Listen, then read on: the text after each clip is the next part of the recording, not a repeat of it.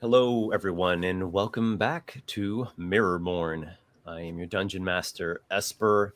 We have our regular five guys with us here again Five. us five, you four plus me, for our second in a row out of three back-to-back weeks of MIRRORMOURN, and we're in the middle of a pretty tense moment. So let's introduce the characters to refresh everyone's memory, and then I think we should just keep going with this combat encounter.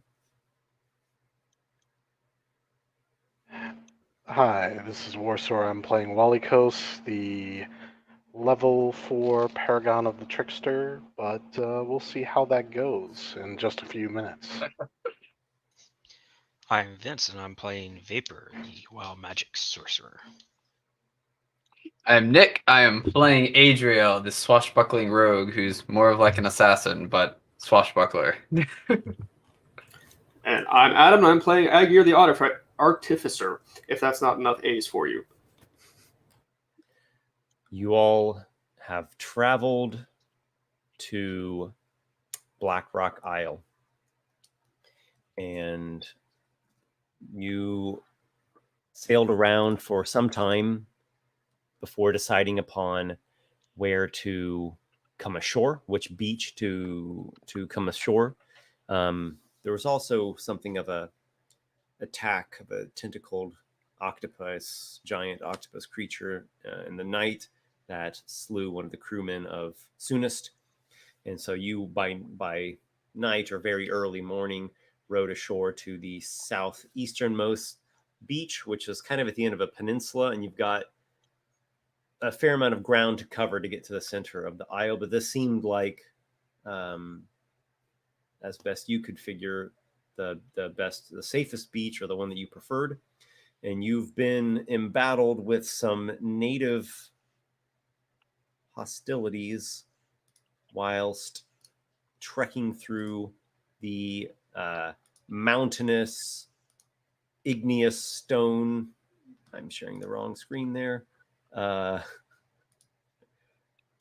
Blackrock wastes, that's what I'm calling it.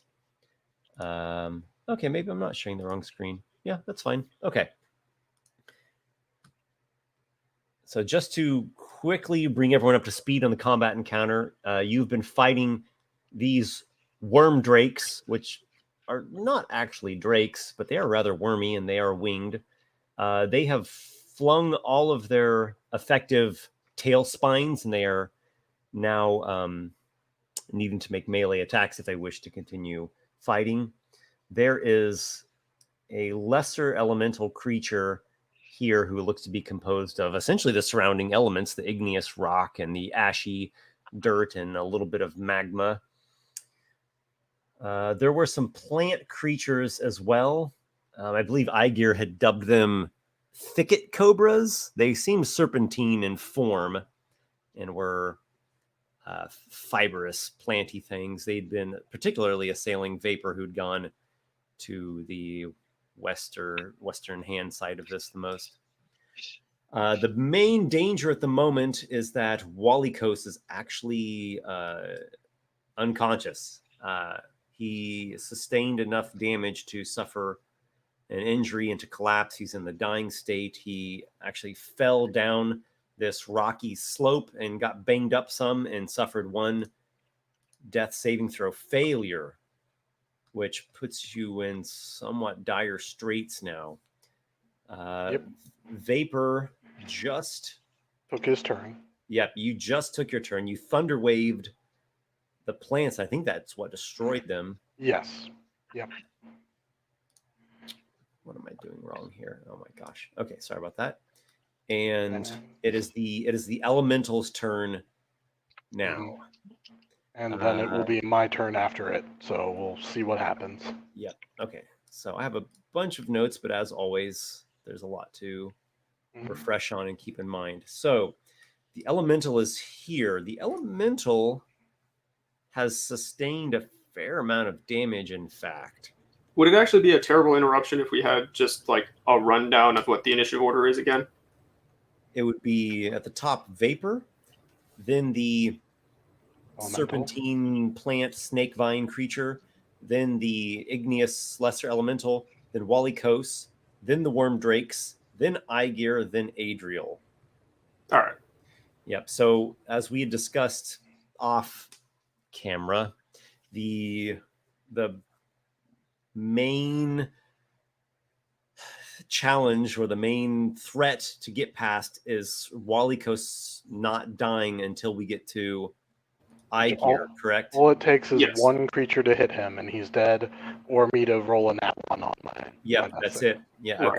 a creature doing a critical hit against you, or you rolling a nat 1 on a death saving throw failure, that will be the end. Oh, it doesn't even have to get a critical hit. It just has to hit him. That makes it a critical Yeah. hit. Oh, okay. Yeah. Although, wait, so does it not? I thought the whole thing about it being a critical hit when you're down is if they're within 5 feet of you or within melee range of you. Are ranged hits also crits if you're down? That's a good point. I do think it believe is it's only if within they're 5 feet. feet of you. It's melee. Yes, But all they can do is do that right now. So that's a good point. Yeah, they did use all their spines. That's true. That's very true. Yeah. But let's just focus on one initiative at a time. It's the elemental creature, and he has some things which Esper has thought Okay, about for the last. so just to quickly clarify, here's what it is. Yeah. When you're in the dying state, if you take damage, you get instead a death saving throw failure. If that damage is a critical hit, you get 2. So the critical hit happens is when someone is unconscious or paralyzed within 5 feet of you, Yes, a hit becomes automatically a critical hit. that makes sense. That's what it is. All right. So I was talking about the elemental. It's actually rather wounded, quite wounded. So I'm going to do a kind of morale check to see if this thing is, if this is the hill it wants to die on, or if it wants to persist until potentially another day. And I roll on the table. Off the I don't table. know. Is it a I hill? don't know if that bodes well or not. It is kind of a hill. Or is it more of a plateau? It's hilly, slopey, plateauy, mountainy. It's got all kinds of stuff. Well, what's he doing? the elemental has decided that it doesn't want to die right here, actually. And it does some maneuvering. Let me get over to my notes here. Okay. That might be an interesting thing to do. Okay. It is going to, it uses some manner of effect upon itself, something magical, as you've seen it doing these natural. I don't think any of us can see it, actually. Natural magics, and it gets a bit of momentum, and then actually leaps. Esper, I don't think any of us can see it from where it's at. If you can't see it, you hear it. And you Okay. hear a leaping, thudding type sound over there. The sound of heavy rock disturbing other rock. And it is doing what it can to actually get some distance, get some additional height, and probably some cover. So that might be a fortunate thing there. Yeah, it was actually quite hurt. All right. Walykos, we come to you. Rolling it. Let's do the death saving throw. 15. Walykos has a success on a death save. All right. The worm drakes. Okay. The worm drakes, just glancing at their hit points here. Yeah, they're doing all right. They're not particularly seriously injured here. The one that got more hurt actually flew off. Yeah, these ones have been just launching spikes at range, so we haven't been able to engage them. They swoop down. They really want to get at their prey that they felled, but Adriel is valiantly guarding his downed ally. So they swoop down with these gnashing, what do we call this? So it's like a 360-degree mouth. It's like a, I know what you're talking about, with all the teeth inside. They bite at Adriel. So these are 2 bite attacks. It's like a lamprey. I think rasping mouth parts is the general term. Yeah, their little spiny maws gnaw at you. We've got an 11 and a 15 to hit. Neither of those hit me. Adriel is a nimble and agile sort, and you evade the incoming attacks. Aygir, it is your turn. I almost imagine like Adriel, like while he's over top of Walykos, like these, like he's just kind of like batting them away with his short sword or something.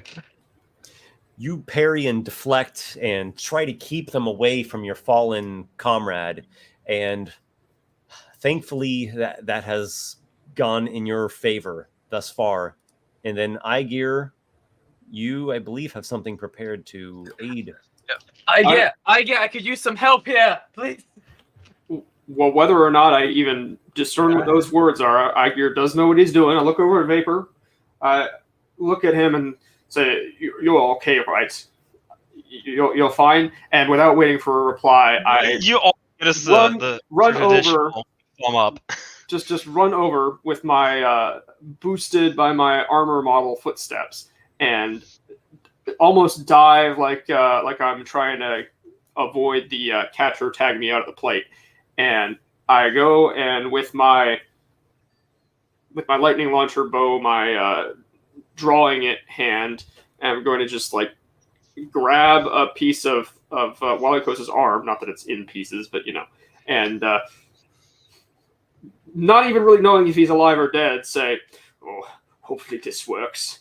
I hope this works." And if Adriel's potentially a little bit in the way, I might even just kind of shove him, not really even knowing what is going on aside from this, just kind of going blind to everything else. Except I will probably look up at the worm drakes and just be like, "Oh, this is bad." But anyway, I am casting Cure Wounds through my armored spell focus. My armor itself acts as a spell casting focus because I'm an armorer. And I will cast Cure Wounds. Just the regular spell Cure Wounds. I almost imagine like this is happening while they're trying to attack Walykos and me. Like I'm like batting them off, and like you come over and like start doing the healing. Oh, it absolutely is. Yeah, it's great. And I will roll pretty damn well. I will heal Walykos for 10 hit points. 10 points of damage. Pretty good. Walykos, a pleasant sensation runs through you. Your eyes flutter open. You see these two pale, segmented, spiny, slimy, winged worm things like harrying at your ally who's standing right over, and he's batting them off and trying to deflect them from you. Meanwhile, Aygir, with his Artificer gauntlet, has just infused you with healing energy. You are injured once again, so you've got a level of exhaustion, but you are not dying. Yeah. We'll see. The fight is still young. Well, but importantly, you're also conscious. Yeah, that's the very important part. Yeah. Yep. All right. So my turn. Momentary sigh of relief, and we move on to Adriel. Hey, now since Walykos is up, he's within 5 feet of that thing, so I get my sneak attack. Yeah, I'm gonna. True. Yeah, so like I'm batting them off. When I see Walykos get up, I'm just gonna like look over my shoulder and be like, "Be more careful next time, Walykos," and then I'm going to attack. And I help distract him with a prod of the trident, at that moment. And I'll attack Adriel, you attack with it's a dual short swords, is it not? Yeah, so I'm gonna attack with just one first, just to see if I get a hit. Okay. Okay. That is man, I'm rolling terrible. 13. 13. No, the creature evades the attack. All right, I will do my second attack then with my offhanded weapon. And I believe second attacks I do not add my proficiency to. Oh no, I do add my proficiency. I just don't add the damage with the dex. Correct. Yep. Oh, it's much better. 22. That'll strike. Nice. All right. So it's going to be a little bit less damage, but that's all right. Make sure I get it right. That's going to be 1d6. So 3d6. Mm-hmm. And I just do not add my dex. That is... Oh, wow. That's 16 damage. I rolled almost max. All right. The protective instinct has risen strongly from within you, and you drive your blade into the body of the creature. You don't hit any vital part of it, but it's damn near close, and it starts to ooze out its blood, and it writhes about in the air. And it almost collapses right in front of you. And this thing is like spattering drips of blood now. And Vapor, do you have something to say about that? Yeah, Vapor is going to move over there and pretty much just get into a way where he's got both of them in front of him without with his allies behind him. Are you wanting to get up close for another thunder wave? Yep. Pretty much he's done with this fight. Okay. Can he be in front of Adriel? Otherwise he's going to get caught. There we go. You can be. The things are flying, so they're going to be a little overhead. Well, that's fine. I'm just still worried that if he's far enough behind, Adriel would still get caught in it. And you, I imagine you're angling your hands up and just loud clap. Well, I'll tell you that this one here is just not going to survive whatever you roll and however good it rolls on its saving throw. So you blast it back, and it hits the ground with a bit of a spatter. That was not what I intended to do. Give me 1 second. Okay. Here we go. You guys, splattered him so much the blood's actually going all the way back to that rock. Let's get this a little. Here we go. Yeah, nice. All right, and then the other comes up with a con save of, I think, a 10 or an 11. And that's not 11. enough.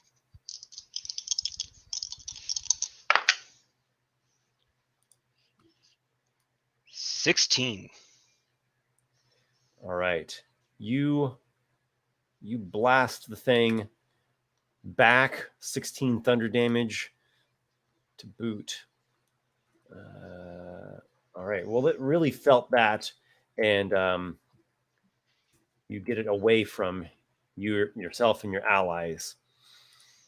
Nice thunder wave, Vapor. Yeah, please shoot the damn thing down.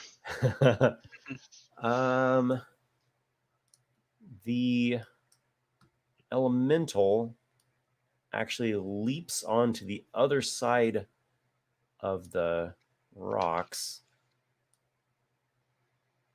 and it is exiting stage right. Walykos, it is your turn. You have a level of exhaustion. You're prone, but otherwise you're alive. Yep, stand up with half my move. Okay. So that's 20 feet of movement. Yeah.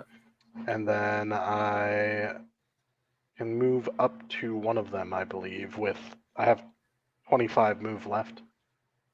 So I think you have a leaping feature that does not require any or any yep, mirthful leaps. Yep. Okay, cool. Leaps, yeah. So maybe you can leap I'll up leap the it. slope. Yep, and I can even add a d8 to the number of feet that I can move when I leap. So all right. Well, I think that should be 5 enough. extra feet. Yeah. Okay, I think that should be enough. Normally, a slope would be difficult terrain, but you and this peculiar form that your body has taken gives you these goat-like leaps. I'm gonna cat's claw with a bonus action. I think is how that works. I just need to. Don't have it open in front of me. I assume it's make a sleight of hand check versus its perception check. Sleight of hand. Yeah. 23. Yes, you have succeeded. So Which gives me a d6 per 2 levels, so that's 2d6 plus the d10. Oh wait, no, I gotta make the attack first. Sorry, I'm getting ahead of myself. Yeah, no worries. That was your bonus action, and now you have advantage on your next melee attack. If it hits, you'll deal an extra d6 damage. Oh, wait, it gives me advantage? You have advantage on your next melee attack roll against the creature this turn. And Well, as a one-handed weapon, the attack deals an additional 1d6. Dirty 20. Yeah, I didn't have it. It's per 2 Paragon levels you have. Which I'm level 4. Yeah, you deal an additional 2d6. I already factored that. So I have a dirty 20, I assume hits. Oh, yes. It's very dirty. probably dirty from his blood that's going to come spilling out. Yeah, that's a lot of damage. So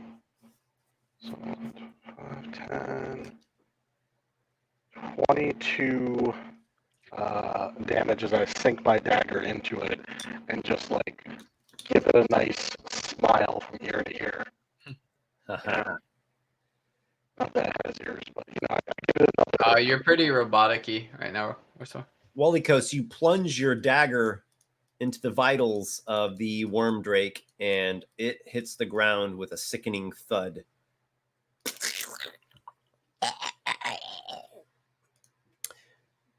You have slain the creatures. Now, Another elemental appears. I will describe this. You hear some sounds up ahead.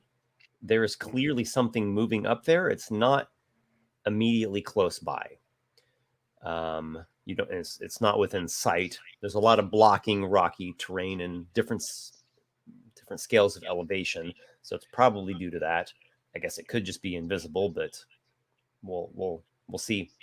If it's invisible, then there's nothing we could do about that anyway. So let's not worry about it. So why don't, let me see. I'm trying to think. Well, I'll leave it up to you all. You can make a kind of a generalized decision here. Do you want to stay and face whatever is up ahead? Do you want to try to retreat and withdraw and recover? Or maybe some other third idea that you have that's a creative. I hear something further up. I think that we should retreat for now, though. We have injured, including myself. Can we afford to retreat, though? I mean, if we back away now and take time, like we're already on the far side of the island from the thing. We have lost a lot of time. I think we should just be ready and we try to fight this, but we retreat if we have to. I think we shouldn't. If you, Walykos, can go on, then I say we do. Yeah, I get my crossbow out. I'm like, I'm not going to be on the front line or anything, but I will. I'm not done yet. Thanks to your healing magic, Aygir. We are not a dictatorship, but you are the one who knows why we are here. I don't think the rest of us. I'm not the one with the contact. Although, so you say that contact information may not be as good. Anyway, point being, don't go dying on us. Well, if this is the plan, then at least let's get in some hiding. Maybe we can. Yeah, let's. I'd like to off to the right where we saw the thing go. I want to make sure the elemental's not there, but then it looks like there's some stairs up to a little plateau, like elevation. Gives us high ground now. Can I get up there, Esper, on the right hand? So we'll just keep the initiative going, and then on your next turn, you'll start moving. Yeah. Okay. Sure. Let's go to Aygir. All right. I mean, given that that's my thinking as well, I guess I'll dash over there to try and get up as quickly as I can and see what I can see. Okay. I guess I've used an action that I could use on a perception check, but oh well. If something's apparent. I mean, you have a faster speed with this infiltrator. Yes, I do, but not by a lot. It's only an increase of 5 feet, so my speed's 35 feet now. Okay, 35 will get you to there, and then you want to dash to the east. Okay. Up the stairs as far as I can go there, or is that all of it? It's difficult terrain on a slope or stairs. Okay. So you're like starting to make the beginning climb of it. How much was that there? That was 30. Oh, okay. Yep. What about Adriel? Yeah, I will. I'll bonus action dash up there, so I'll have a 70 feet of movement. However far that gets me. All right. All right. I will. All right. I'll use my next action to dash some more. I'll just get all the way. Are you also thinking to go up here on the high ground? Yeah, exactly. Yeah, I want to get to the high ground, like behind the big rock. Yeah. If nothing else, it'll give us a better vantage point to see what's coming. Yeah. You have a 35 speed? Yeah, I have a 35. Yeah. Right. Okay, that'll get you to there. All right, and I think. Do we see anything yet? Yep. Yeah, do I see anything? So this elemental over here, he has not hidden himself. It's probably hard to see him due to rocks and terrain, but you can kind of make out where he's at, and he looks to be going, eastward as per this map. I won't worry about that. I guess I'll just get my short row ready. Vapor. Okay. He'll need to dash to actually get up if that's rough terrain at 20 feet. Yeah, so it'd be like 15, 30 will get you there. And then if you dash, another 30 will be to there. If he levitated, did he avoid the difficult I've already terrain? used it. Oh, yeah. Also, I just imagine like with this scene happening, like everyone's running and Adriel's just like speeding past everyone.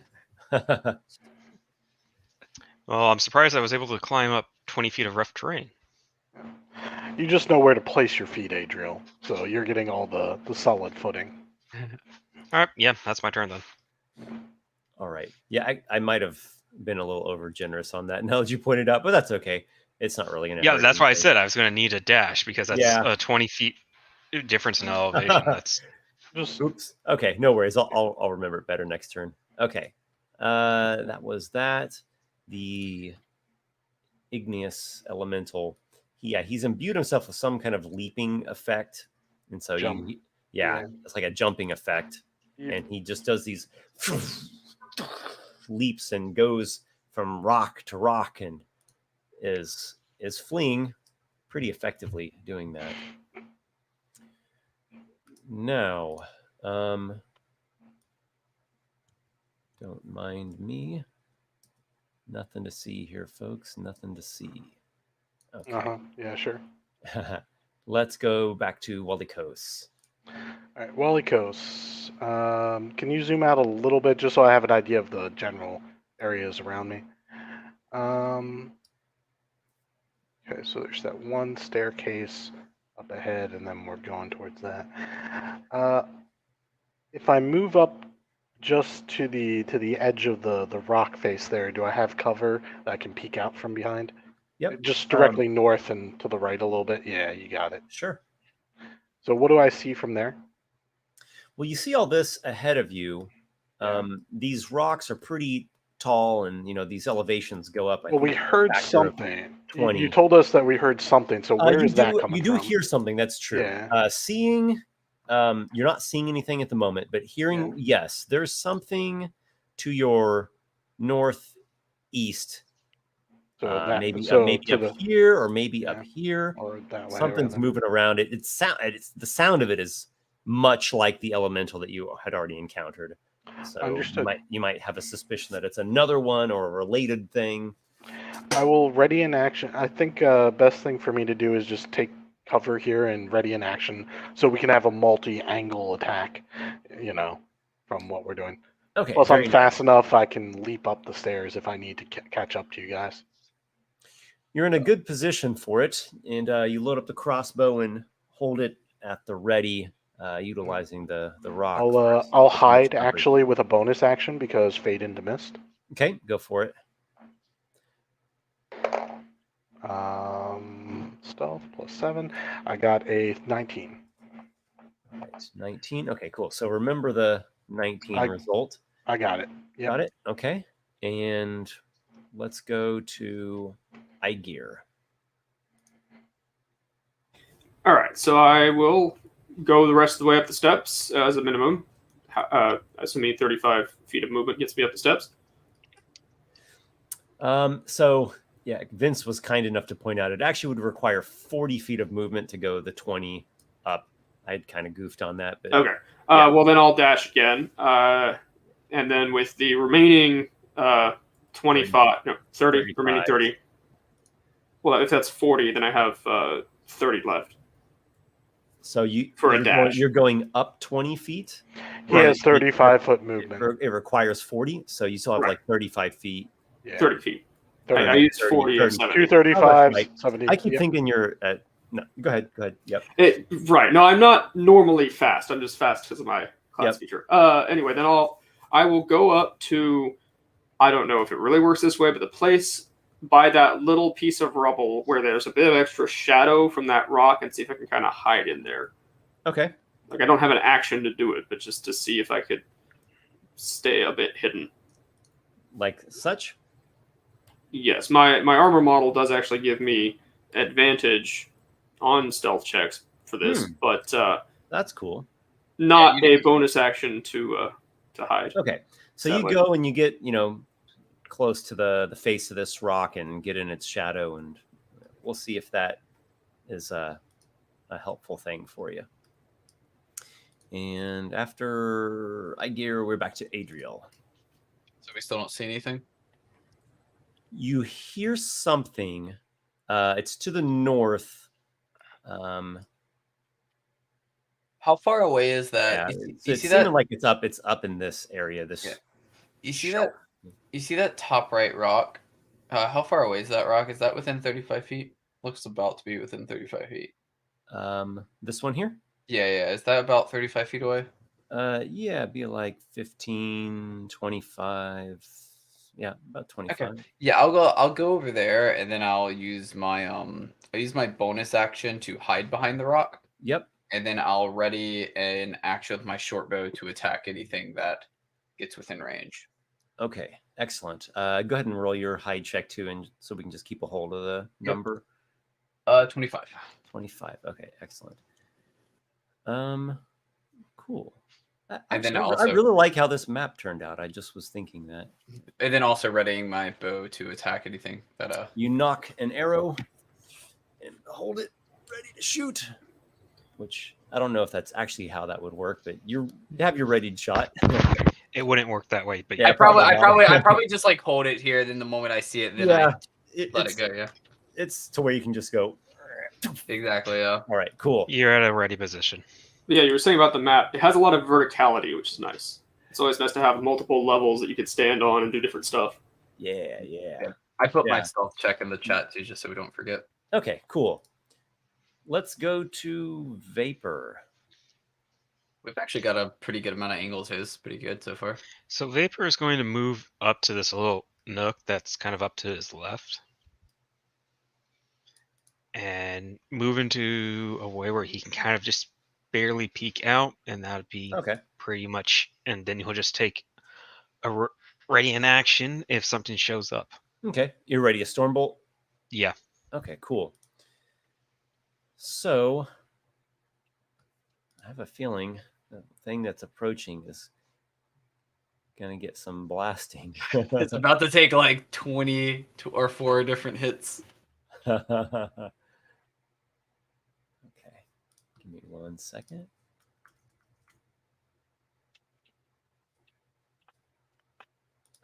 Well, no. Okay, sorry. I'm imagining like a giant iron golem is about to come up here, and we're gonna have to make strength checks, and it's just gonna be bad. No iron golem here. Adriel's getting flashbacks to a previous life. When you were in a different kind of Badlands and a big thing came. Okay. So something comes here to the edge of this steep, rocky slope. Okay. It is indeed another of the same such Boy, elemental. I think that's within range of a normal. Can I see it from where I'm at? Yeah. I will trigger my ready to action as well. Mine as well. I assume we'll probably go like an initiative order for it, just to make it simple. Whatever happens. Mm-hmm. Yeah, that's fine. So, Vapor, if you want to do your attack. Okay, give me a second. There's probably quite a bit of cover from where you are. Nope, it wouldn't matter. Give it a try. All right. What about Walykos is ready to attack? You have advantage. Yep, because I have stealth.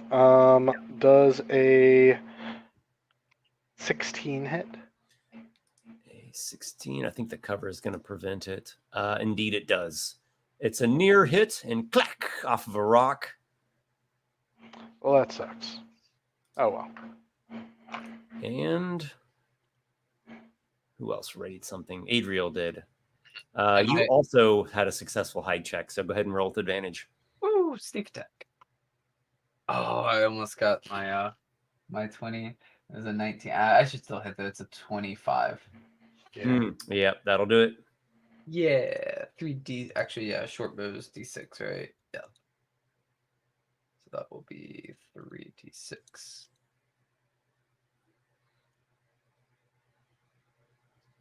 Oh, man, I am on fire tonight. 18 damage. That's 2 5s and a 4.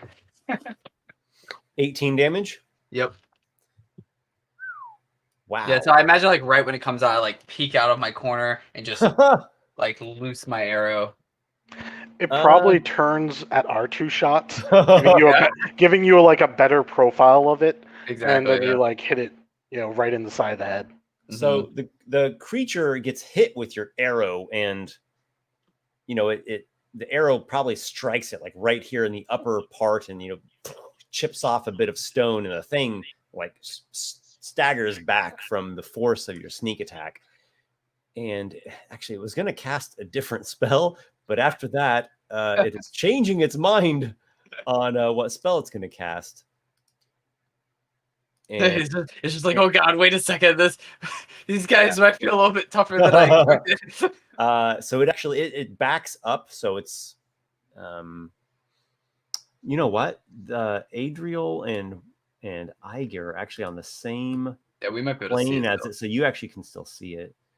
So it's Walykos and Vapor that probably can't see it just from blocking, but Aygir and Adriel see that it goes, and it gets some pretty substantial cover behind this rock here, and I'm just glad it is working a different kind of magic upon itself, which is not the spell that it wanted to cast. Some kind of healing magic. Yes, and it apparently has reminded its ally that you can do this too. So the other one that's off to the east is going to do this too.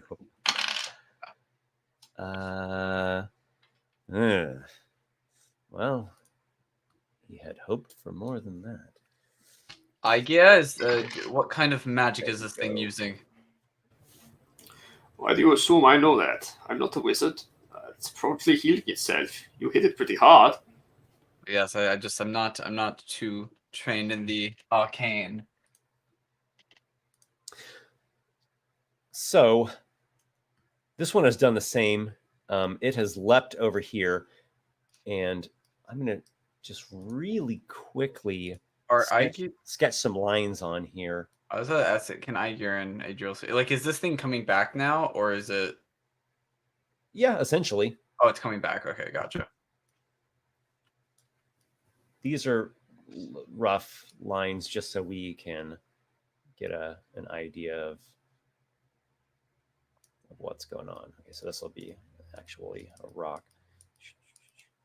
Okay, there's a big rocky thing and some more rocks over here. Okay, that's good enough for now. Walykos, we're going to go back to you. Back to Walykos. Okay. Walykos, so if I can't see it, logic tells me it can't see me. Yeah. So I'm going to hide with a bonus action again. Okay. Yeah, go ahead. And then I'll probably do some movement. So there's a nat 20 on the stealth check. Nice. So that's 27. Yep. That would most definitely be a success. With 45 feet of movement, I would like to... You're a bit robotic-y. Yeah, you're going roboto again.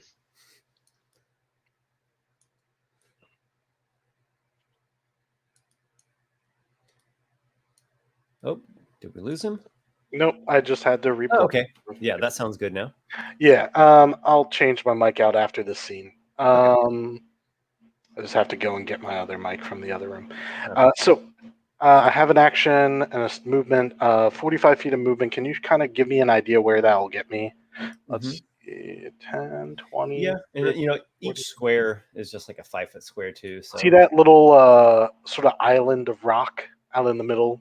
Yeah, that one. Get me cover behind that with 45 feet as best you can. Yeah, I think it'll get me right there. Can I see the guy from here? Yeah.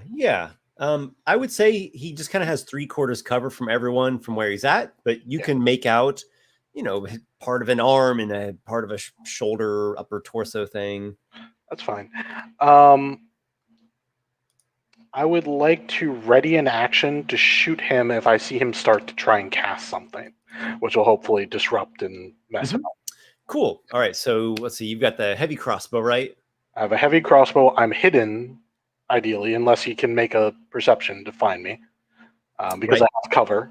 Yep. And I'm just readying. I'm just waiting. I'm watching him and just keeping my finger on the trigger. Cool. Yeah, that's fine. So you ready the shot, and just whenever you feel the need before the start of your next turn, you can shoot it as a reaction. Yeah, sure. And Aygir. All right. There's the one to the east, which you are roughly aware is right. Well, it's circling actually around. the more directly visible one, right? Yeah, you've got the high ground, so you should be able to look down on it. Whereas the other one's the same level of elevation. This one has 3/4 cover, and this one, I think you probably have a pretty good shot. I mean, there's a good amount of distance to. I will move up to the rock wall there, and kind of use it almost as if I would a crenellated wall, like I'm an archer during a siege defending a city. You move up here to these stony teeth, hoping that puts me to within 90 feet of it, but preparing to take the shot at disadvantage if not. You're definitely within 90, yeah. Okay, perfect.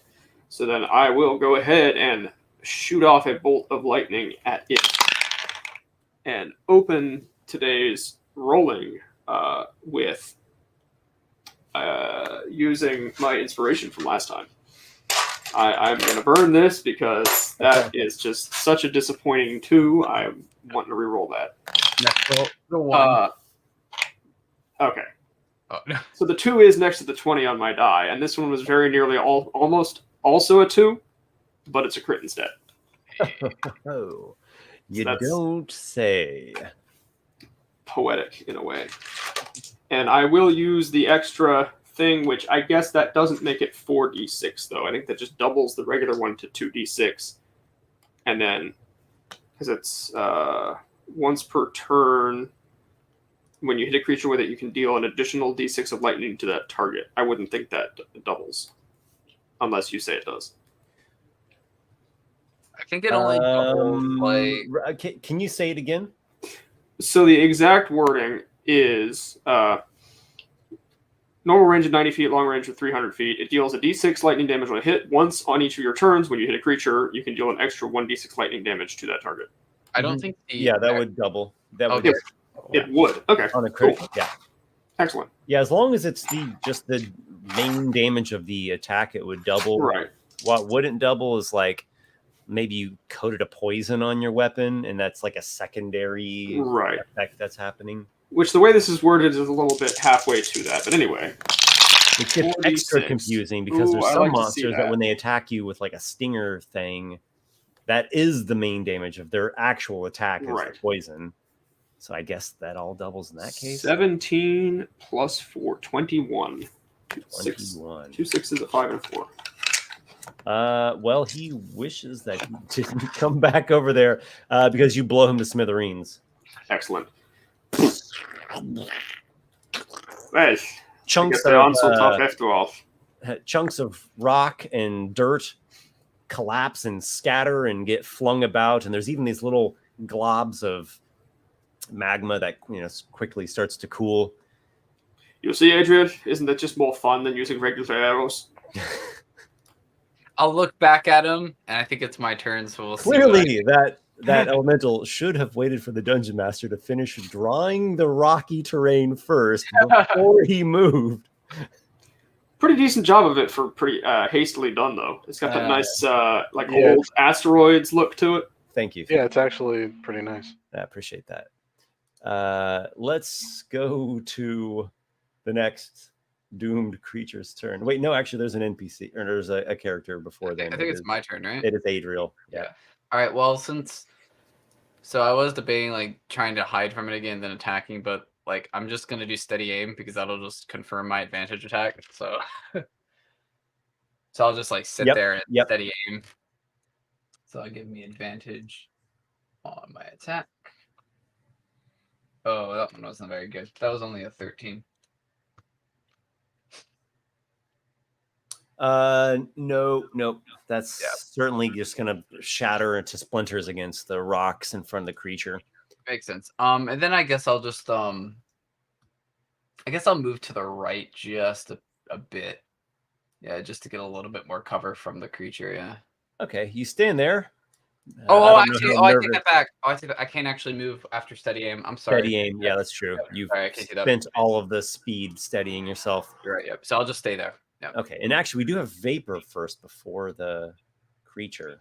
So Vapor. So I think Vapor will move.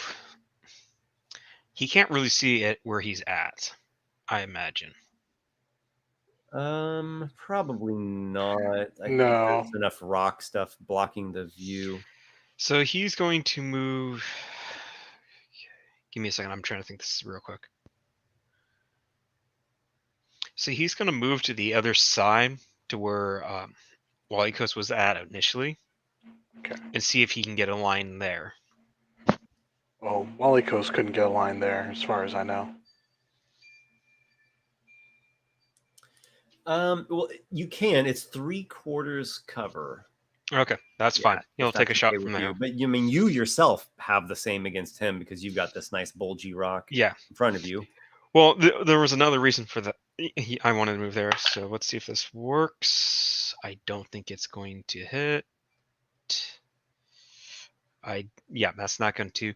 And then he's just going to duck back to the other side with what's left of his movement. Back over there? Yep. Okay. So he's just going to kind of pop in and out. Sure. Vapor runs from behind one giant rock formation to the other, sends out a bolt of arcane sorceress lightning. It shatters and disperses against the rock formation, and you dart back behind the substantial bulwark of stone that you'd been at behind previously. And this elemental here does some clever maneuvering just to there. Can I shoot him when he starts moving? Was I ready to? Yeah, go for it. Because otherwise it looks like you're about to take him into total cover from me. That's the idea. But go ahead and take the shot. I mean, he shouldn't know that I'm there. I crit him. I nat 20. Is that the third critical hit tonight? I think so. So far? I wasn't paying attention. Woo! I think so. We have had a lot of advantage attacks. I was going to say advantage, yeah. I don't know if he'll survive this. He might. He did heal himself on his last. I mean, I could roll low. You don't know. That's true. You could roll some. I rolled 15 total damage. All right, so it's average. So you do not slay him, but you seriously injure the creature. Mm-hmm. And that was just my reaction, so it's still his turn. Yeah, it's still his turn. I think he's gonna lose his spell, and then he's just gonna move in a retreat. So it.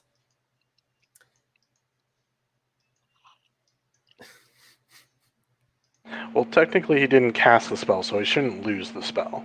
Yeah, the trigger was the move.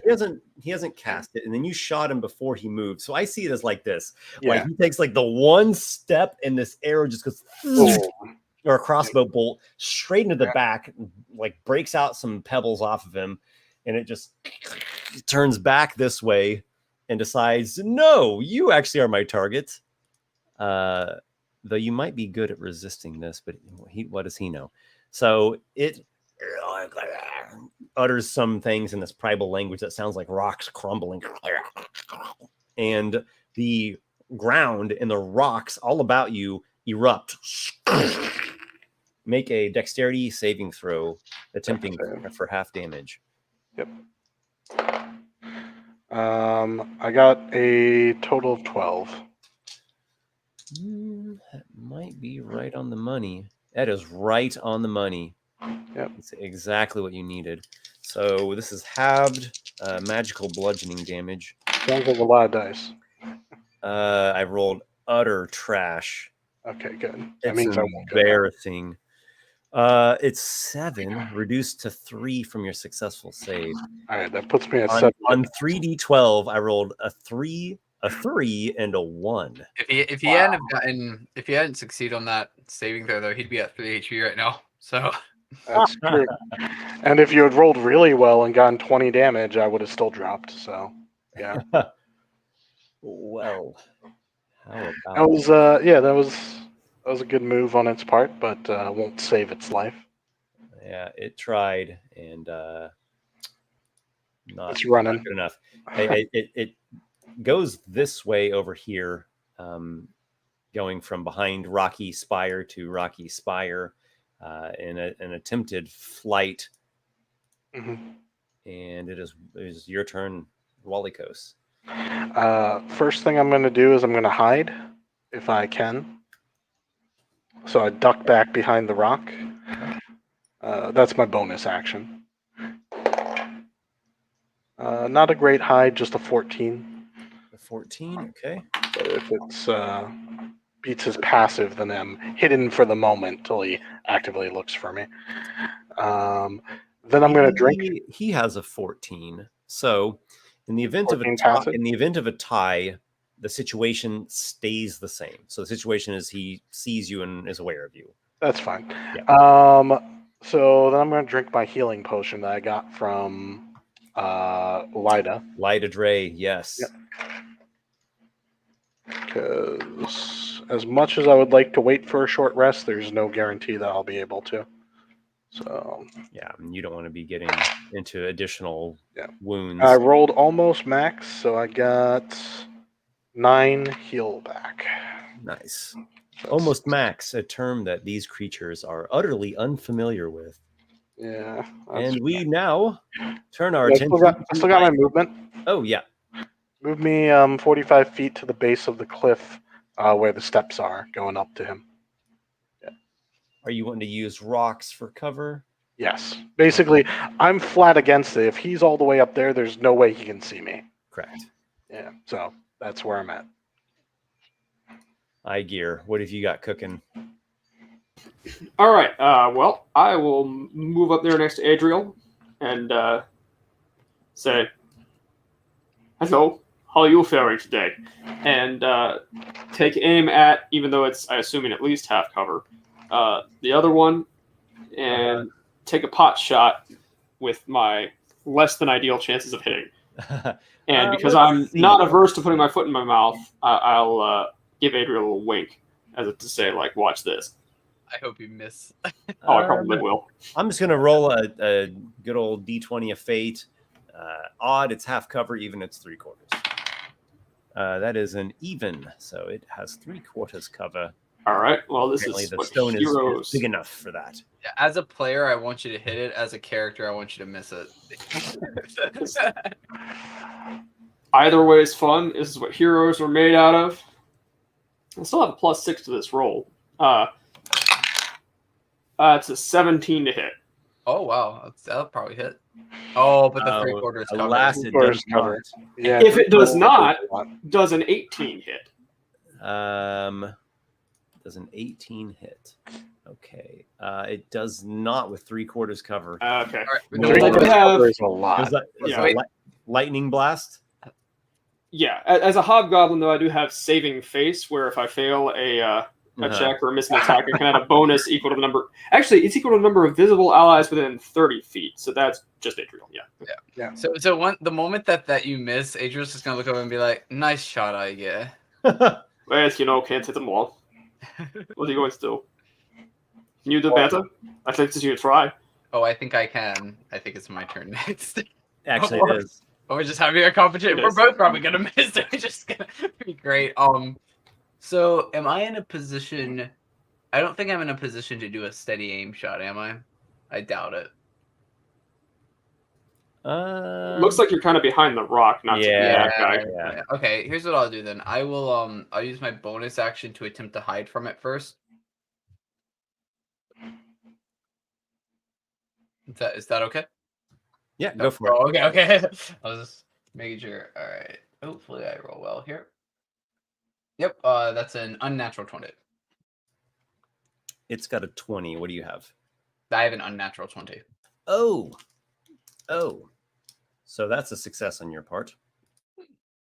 Ooh. All right, and then I will peek out on the left, and I don't think would it be in 3/4 cover for me there? I'm not sure exactly. Indeed.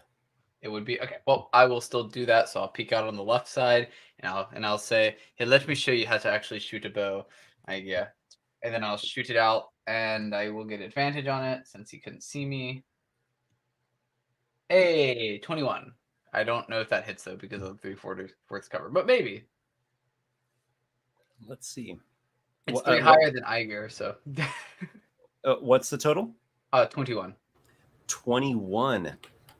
You exactly hit it. Yes, so as I go, let me show you how to shoot a bow. And then it hits, and I'll get my sneak attack. Okay. Why would you get your sneak attack? It's advantage. So they tied on their stealth and perception, but the creature couldn't see him, so that continues that he can't see him. All right. Yeah. Ties on contests, the situation just stays as it is.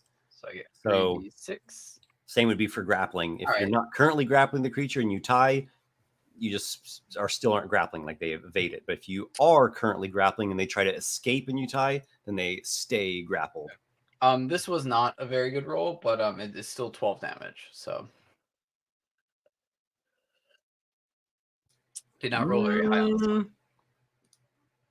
Your arrow pierces through the elemental, and it falls in chunks. Once I do that, I will look back at Aygir and just sort of like give him like a, we can't all be good shots like me. Way I counted, I'm still strange plant snake above you. We're tied on those things. Fair enough.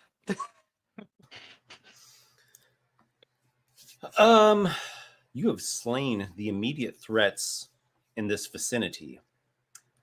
Victory is yours, though at something of a cost.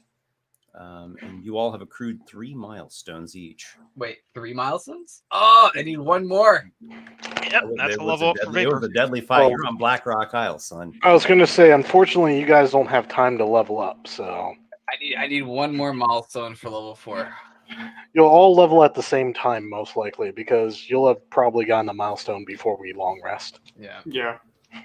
I will be 2 now into level 4 once we long rest, and Vapor, I think maybe the same. Yeah. Yeah, we're me and Aygir are on the same, which makes me wonder how Walykos was able to hit. Because remember, I went alone and I got an extra milestone. Oh, that's right. I completely forgot about that. No, I closed the gap and I overshot you, actually. Yeah. You got, I think, 2 from that, or you got another one from something? I got an extra one from that. I got 1/2 from me and Adriel in the beginning, had our own little scene. Yep. And I actually died later than Adriel, so I got experience for the fight. Right. You guys also. Okay, yes, right, that explains it. It was just like, I remember you just like, you're level I've been keeping track.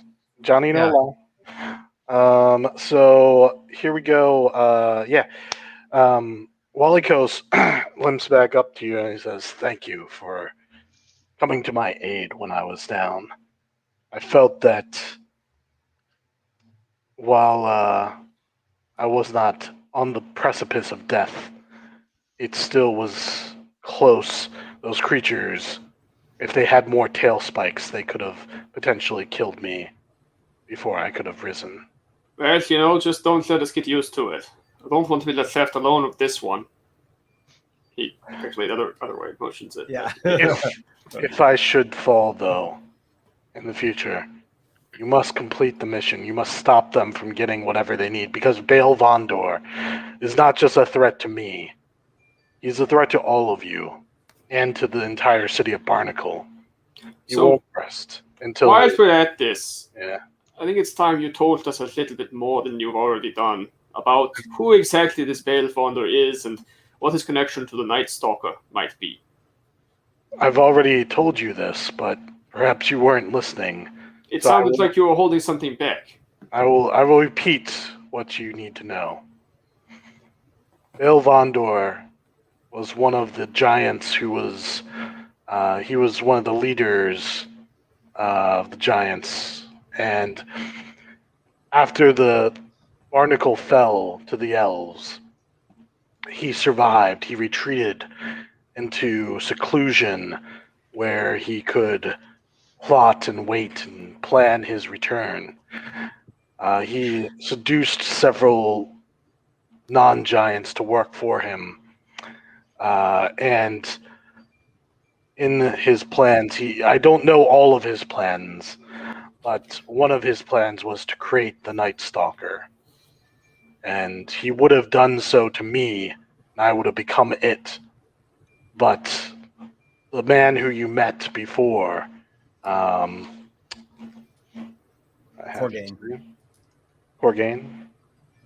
Why don't I have that written down somewhere? Corgain. Makel. Yeah, let me just write that down real quick because that should be really important. Oh, Makel as opposed to Maxwell, because Maxwell is Yeah, Corgain. Yeah, Maxwell is the ship captain. right. Yeah. Okay. Corgain. What was his last name again? Sorry. Makkel. Makel. Thank you. I don't know. I must have written that down somewhere, but I can't find it. So. Okay. I'll put in a comment, an actual comment on the stream too. Corgain actually rescued me from his dungeon before whatever he was doing to me could be completed, and that's why I am as you see me now. This is the curse of Elvondor that he was inflicting on me. Elvondor is still trying to take back Barnacle. He wants to kill every elf, dwarf, human, whatever is there that is not a giant and will not bend to serve the giants. He dreams of the giants reclaiming their ancient throne. Now, see, this you did not say the first time. You mean to say that the Night I'm Stalker... rephrasing it in words, but this was told to you. You mean to say that the Night Stalker is not a singular entity, that there would be more? You would make more of them? That I don't know. All I can tell you is that his plan was to create a Night Stalker, and the Night Stalker is it's killing the elves in Barnacle strategically. It's all part of his design to destabilize the city. Well, then I guess we have no choice but to go into these ancient ruins and find out what secrets they hold. Well, that's not why we're here. We're here to stop Elvondor from getting what he desires here. Yes, you say the same thing with different words.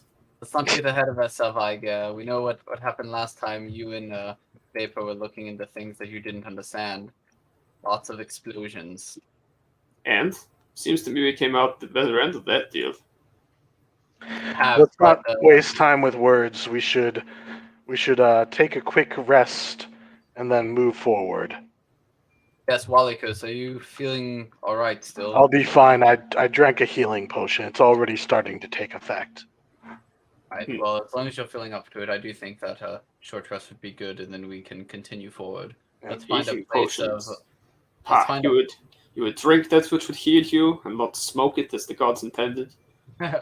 Let's find ourselves. When they put a healing potion in a smokable form, I will certainly smoke it. They do. It's called Grove Sheen. Well, it's the good stuff, what the Firbolgs make. Let's just find a place. There's a different kind of healing. Let's just find a place of some security before we get our rest. Yeah, let's move up and try to find ourselves a good spot where we can see around us if anything approaches us. Like the little plateaus. Yeah, like the little plateau. The one we're on is not bad, right? Yeah, this one's not too bad actually. Or did we want to cover more ground first? I think it'd be best. I think the problem is we can't walk and rest at the same time. Yeah. Let's get the rest out of the way, and then let's just start we'll go at a grueling pace or whatever we need to, But Right. I'd rather have the hit points Right. than not have when we run into. Well, exactly. This is we're gonna get the chance once, and we're more likely to get it now than if we take more time. Then we might lose the chance. I mean, I could technically push ahead right now. I'm not missing anything critical except my Hand of Fate. You are the one that almost died, though. So if anybody has a suggestion here, I would if I could top myself off because I've got all the hit dice to do so, I'd rather do that. Right. So, all right, let's do it, guys. Short rest. All right. What happens? I actually took some damage too, so a short rest would be nice. Okay. I think we all took some. Post up here to seek some rest and recuperation. And the topic of discussion is quite pertinent, being that you are now on Blackrock Isle, and additional details regarding Elvondor and the clandestine sect of remaining giants and their servants and retainers and their designs on reclaiming Barnacle at this manipulative, masterminded plan. And you're on Blackrock Isle. At the very heart of this isle is a great ruin, an old giant citadel of Satyr vigil, and supposedly within those accursed and forlorn ruins are relics of giant craft, of giant artifice, things of great power. Now, this is not confirmed, as few things are. However, there are legends and theories and suspicions and rumors and these sorts of things. Notably, Corgain mentioned too the God Slayer, which is this huge-sized magical great axe of much renown, and the Eye of Fire, which is a big orb of elemental fire power, and potentially other things. So if those are here and the thralls of Baal get their hands on them and bring them back to Baal, well, that's yet another substantial increase in power and something substantial to his arsenal. Yeah, it begs the question why he sent chaos and it begs the question why he sent just a small group rather than coming with himself and like his whole force. If these artifacts are that powerful, if they're the game changer. It's like the Lord of the Rings thing, right? Where it's like, why don't they send an army? It's like, well, sometimes the smaller groups have the better success rates. Or maybe he just wanted to lure his former attempted Night Stalker back and have some goons show up to capture him. I don't know. I feel like if these artifacts were that powerful, he would be here himself. Like if he thought that this would win him the war 100%, right. I think he's more like, all right, I'll roll the dice on these, but I don't actually care whether they're there or not. Right. He might not think they're actually there. Yeah. He's already got plans in motion to destabilize the city. These are just, it'd be nice to have these if they still exist. Yeah, it could be. It could be that he's just doing a gamble on a long shot thing that could potentially have a big payoff. Or maybe he just maybe that can't. This is maybe he can't. What do you call it? Like a test for this party that they have to succeed on it to prove themselves and reach the next rank. Or maybe they are trying to level up. Maybe. Or maybe he can't actually come here himself because there's a reason. There might be. You have not heard of him actually coming out of his underground lair, kind of ever. Yeah. Not since he went down there. So they're good questions, and maybe these things will unfold sooner or later. I imagine that they will. And you, as you're resting, you've got this terrain all about you, very rugged, volcanic-like, even though you're not actually on a volcanic island, but it has permeations of fire effects, as you have seen in some of these giant areas. So there is something like volcano-like about it. And in fact, there's this dark cloud cover that ever looms over the island, and it drizzles a little bit during your rest. And when the drops hit and maybe they land on bits of you, it's not exactly like a clear droplet of water, but rather this kind of gritty sludge. It seems ashen or like a semi-fallout. When you turn the faucet on after doing work on your pipes. The air as well has a sulfurous smell to it. And just, you've been here for, it couldn't be more than a few hours at this point. And it's just gnawing at your nose. Maybe you're breathing through your mouth just to avoid it, gnawing at your nose. There is some sort of nasty fallout from this cataclysmic, pyroclastic, boiling toxic gas that they released while the elves were sieging the island in a sort of self-destruct, if you want to think of it that way. Yep. So the things that live here are pretty nasty and twisted things. As we've seen, yeah. In addition, you hear sounds in the distance. These sort of geysering sounds happening from time to time.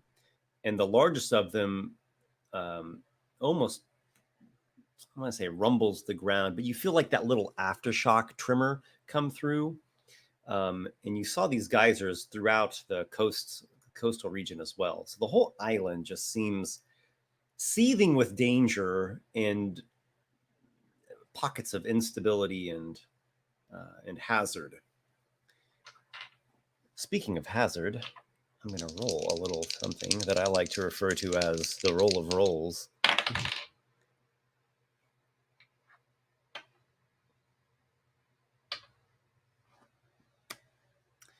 And your rest is being interrupted. Oh, of course. That's what happens when you try and just, take a break in a dangerous place. Yeah. Okay. So it's a 20-foot tall adamantine golem. Well, I have to roll for the how bad it is. for the it's a 20-foot adamantine golem and a bunch of spawns of Caius and some extra demons. Well, Esper has free reign. He's told us this island has stuff beyond us, so right. if he rolls really bad, it could just be a no-win encounter. This is the sound of the D100.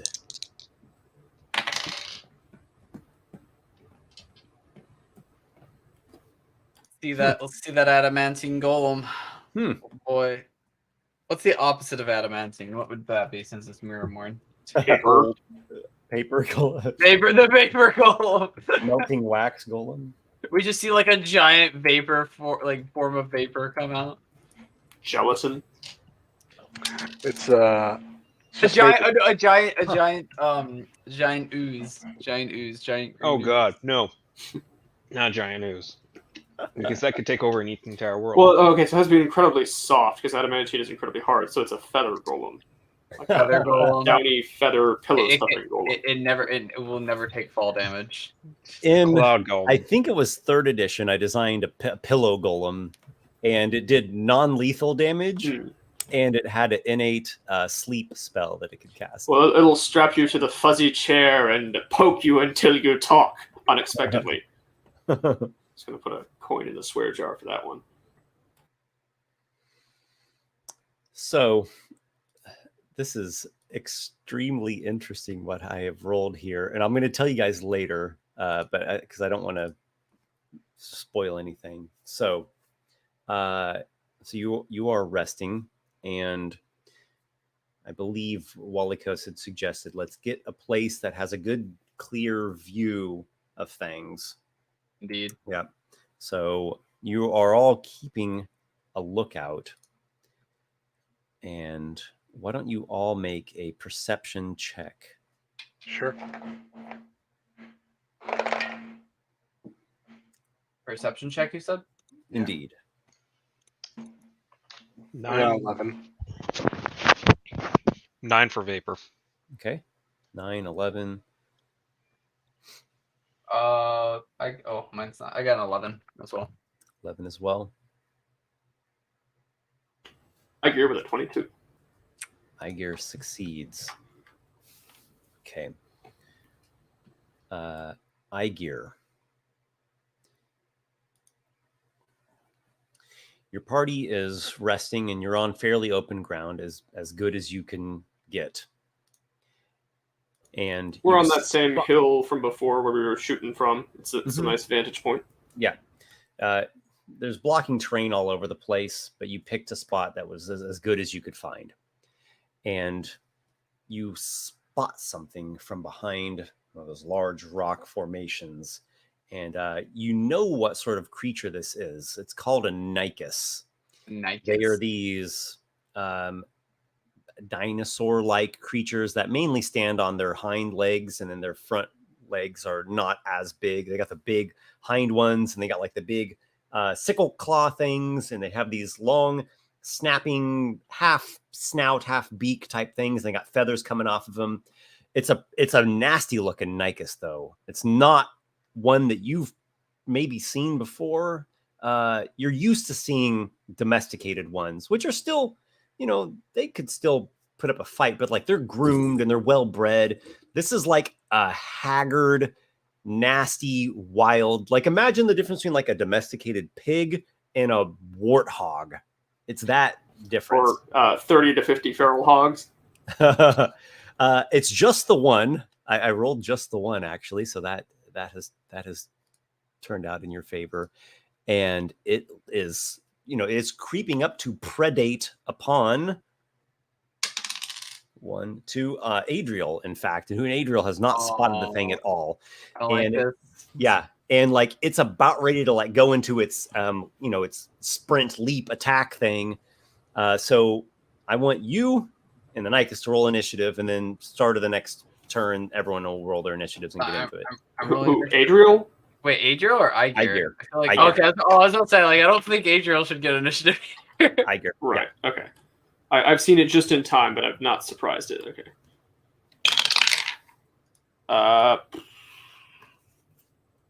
That's an 11. I have an 11. Okay. Well, you actually beat it. It rolled rather low on its. Nice. All right. So, why don't you go ahead and you're going to be up first, and I will tell you the distance of the creature. Help Adriel, he's being attacked. It is 60 feet away, and it's just come out from behind the rock, and it's just going to do this like run thing, leap up and pounce. It's going for Adriel. It's going to pounce Adriel. It's starting its sprint. Well, at the end of a short or long rest, I can switch my armor model. I was tempted to do that because I thought maybe if we're getting into some ruins, we might come to shorter ranges, hand-to-hand combat. The rest hasn't completed yet. Well, that, and also I'm not doing that either way. If we're dealing with threats 60 feet away. So in the little time I have, I'm just going to not even say anything clever, just Adriel, and I'm going to go ahead and take a shot at it. Like put my arm up. Shot that might or might not hit. How is a 15? 15 hits it. Excellent. And because I'm definitely not shooting anything else this turn, that'll do the extra d6 as well. That's going to do 10 damage. 7 plus 3 is 10. I can math. I can do math. 10, yeah. And you shot a lightning blast from the armor? Indeed. It forms into the form of like a bow, like my Xena riding ancestors would use from atop their mounts in massed charges, and he draws it as if drawing a bow and looses that lightning bolt, all like mythological style. So the thing is in this predator sprint going for its prey, you zap it while it's on the way, but it is a zap. The creature's substantial enough that it doesn't take it's not a mighty blow to it. It doesn't knock it off of its goal. Yeah. And it sprints up with a great amount of speed and does this leap thing. Hasn't made a sound yet. And it leaps onto Adriel. It is the claws, I think, right? Yeah. Okay, here goes the claws with advantage. It is 1 under a critical hit. It's good. It's good. An important one. Yeah, that's a big difference. Often between life and death. Oh, I haven't got my short rest. Adriel, you are slashed for 10 damage. Oh, that As hurts. the sickle claws just slice into you. It's just a split second nearly after Aygir is saying, like, watch out, look, and he's shooting lightning. Like, I imagine it like sinks into my arms when like I put my arms up, just like, ah. And from the force of the pounce, you make a strength saving throw. Oh, that's not good. It's a -1. That'll be fun. All right, that is a. Oh, I actually got a 14. Got a 15. That's exactly what you needed. The thing like tries to snap at you with its bite, but you hold yourself from getting knocked over completely, and you keep the thing snapping jaws away. So why don't Adriel, Walykos, and Vapor put in your initiatives now? I appreciate the help, but I'm not doing very good right now. Just holding it back. 16. 16 for Vapor. 18 for Walykos. Yep. And what does Adriel have? Oh, that's actually really good. That's sorry, it's my charisma as well. So 5, so 21. Okay, you got to go first, Adriel. So yeah, it's just like what I've just described is literally just happening, and then you are any of my comrades within 5 feet of it? Would anyone have been within 5 feet of Adriel? I think Walykos seems like a very likely.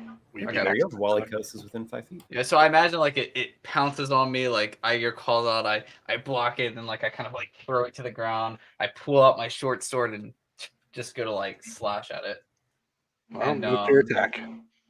Yeah, I'm trying to think if there's any way. Actually, I'll just use my I'll use my careful. Yeah, I'll use my steady aim since it's already within 5 feet, so I don't have to move to attack. I'll just steady aim. Bonus action. Yeah. Yeah, bonus action to attack it with advantage. That'll be. That's fine. I already said I was gonna do it. I'll just do it. Yeah. It's already hurt, so. Yep, that's a 24 to hit. That will certainly hit it. Oh boy, that's gonna be sneak attack. Yep, 3d6. Oh, is this the Ogong? Is that what this is? This is a Nykus. Ogong is this thing. Right. I remember the Ogong because reasons. Oh, this is not a very good roll. That is only 9 damage. Yeah, and actually, I probably shouldn't have used my bonus action because now I can't move, and also I could have got a second attack. Yeah, I regret this. Oh well, it was in the moment. I think that Adriel still might have done it in the moment. Okay, so yeah, you are a bit disoriented from the surprise attack of the Nykus, and you do give it a poke. It's kind of a glancing strike, but you got it. So that's not for nothing. Yeah. And Walykos, you are just right there at hand. Yeah, I'll look to Walykos and say, Walykos, I'm not doing very good right now. That thing got me pretty good. I'm gonna cat's claw it. So tempting. It claws me and you claw back at it. Yeah. Tell me, does a 17? It got on a perception a 19. Is it a perception that it makes? Okay. Yep. Versus its perception. Sure. Then here's my attack roll. Does a 20, 14 plus 7, 21. Yeah. Mm-hmm. Yep. Most definitely. All right. Then, well, it's not a cat's claw. It's still a hit for 11 damage. I stab into it. Okay. So you stab that. Now it squeals a little bit. It's starting to feel it. It's may have bitten off more than it could chew. Vapor. Mm-hmm. All right. So just throw a stormbolt at the darn thing. Does a 21 hit? Yeah. You blast it with the stormbolt. Unfortunately, that is only 1 point of damage. 1 point of damage is damage. All right. Yeah. It ripples just along a bit of its shoulder. And Aygir, All right. Well, seeing that it's still up and still wreaking havoc, not terribly interesting, but I'm probably still going to do the same thing. Also, since Adriel said some smarmy thing about me not helping, I'm going to say, what would you have said? Not like I could stop the thing, but I can now, and I'll shoot it. Just don't miss. Well, we'll see about that. Oh wait, I hit it last time with a 15, so is a 14 good enough to hit it? Yes. All right. In fact, a 14 does get it. Alrighty then. It's just an animal. It's not like it has armor. It's not a heavily, it doesn't have a Right, heavily right. armored or hot, thick hide. Only turtles have armor. That'll do precisely the same as That's last not time. 10 damage again. 10 lightning damage again. All right, you blast it for 10, and it's visibly wounded now. Holy shit! It's still alive after taking like 40. Yeah, it's still alive. These things are tough. Yeah, it's a pretty good picture. Can you imagine if he rolled more than one of these? They probably have pack tactics and The bullshit. thing, Right. the thing, like Right. nearly falls over from this Yeah. barrage of blows that strike it. It uses an agile and nimble maneuver. That's actually a Disengage. good question. Granted, I've already used an action if this takes an action, but just in looking at it, what do I know, especially since I've had slightly more time than everybody else to see it, what do I know about the Nykus as an animal? What do I know about this one? And in my travels and relic hunting before, have I, do I have any ideas of anything about it?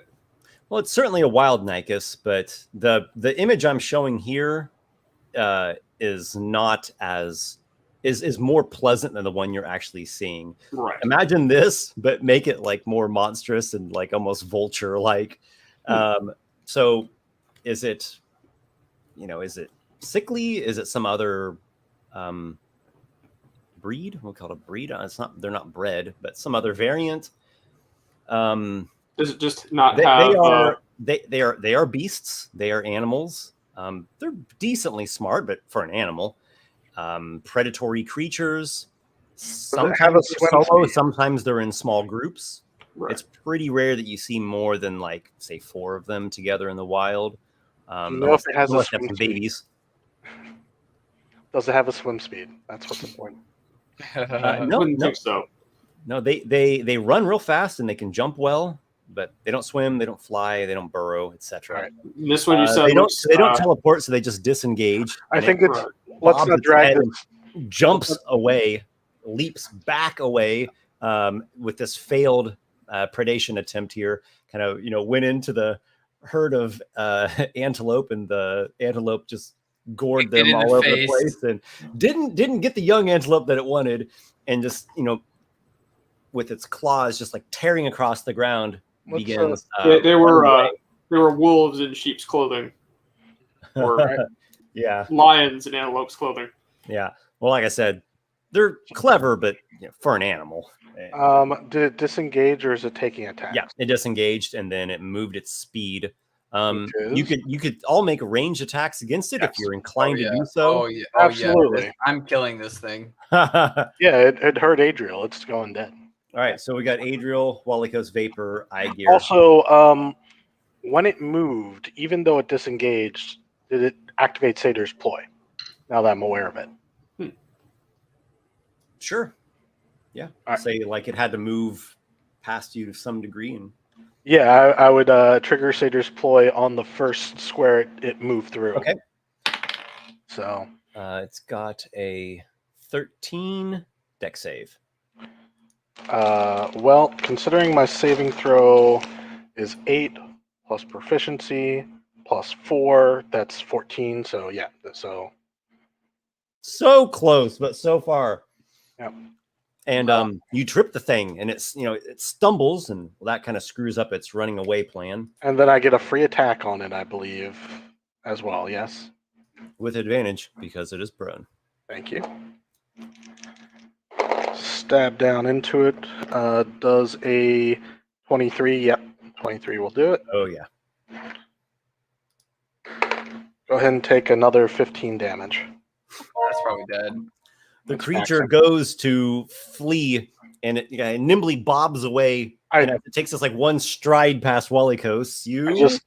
I feel like I actually like reach out and just grab it by the leg. It tries to keep running, but it like falls flat. And then I drive the dagger while still holding the leg into the back of its neck and twist. And then I let go of the leg, as it just kind of dies. I would like to. Adriel's can Adriel still shoot it honks after and gurgles its last. Yeah. Adriel still like take a shot at it after like Walykos kills it. Like he's like done, yeah. You can do whatever you want. It's a dead body. It's not going to resist. Yeah, basically right. Like after Walykos kills it, Adriel's still just gonna like pull his bow out and just like give it a good shot. I mean, it's poor taste, but yeah. You shoot the thing, and it's kind of a gross creature. It's pretty mangy, and like I said, almost has a vulture-like aspect to it.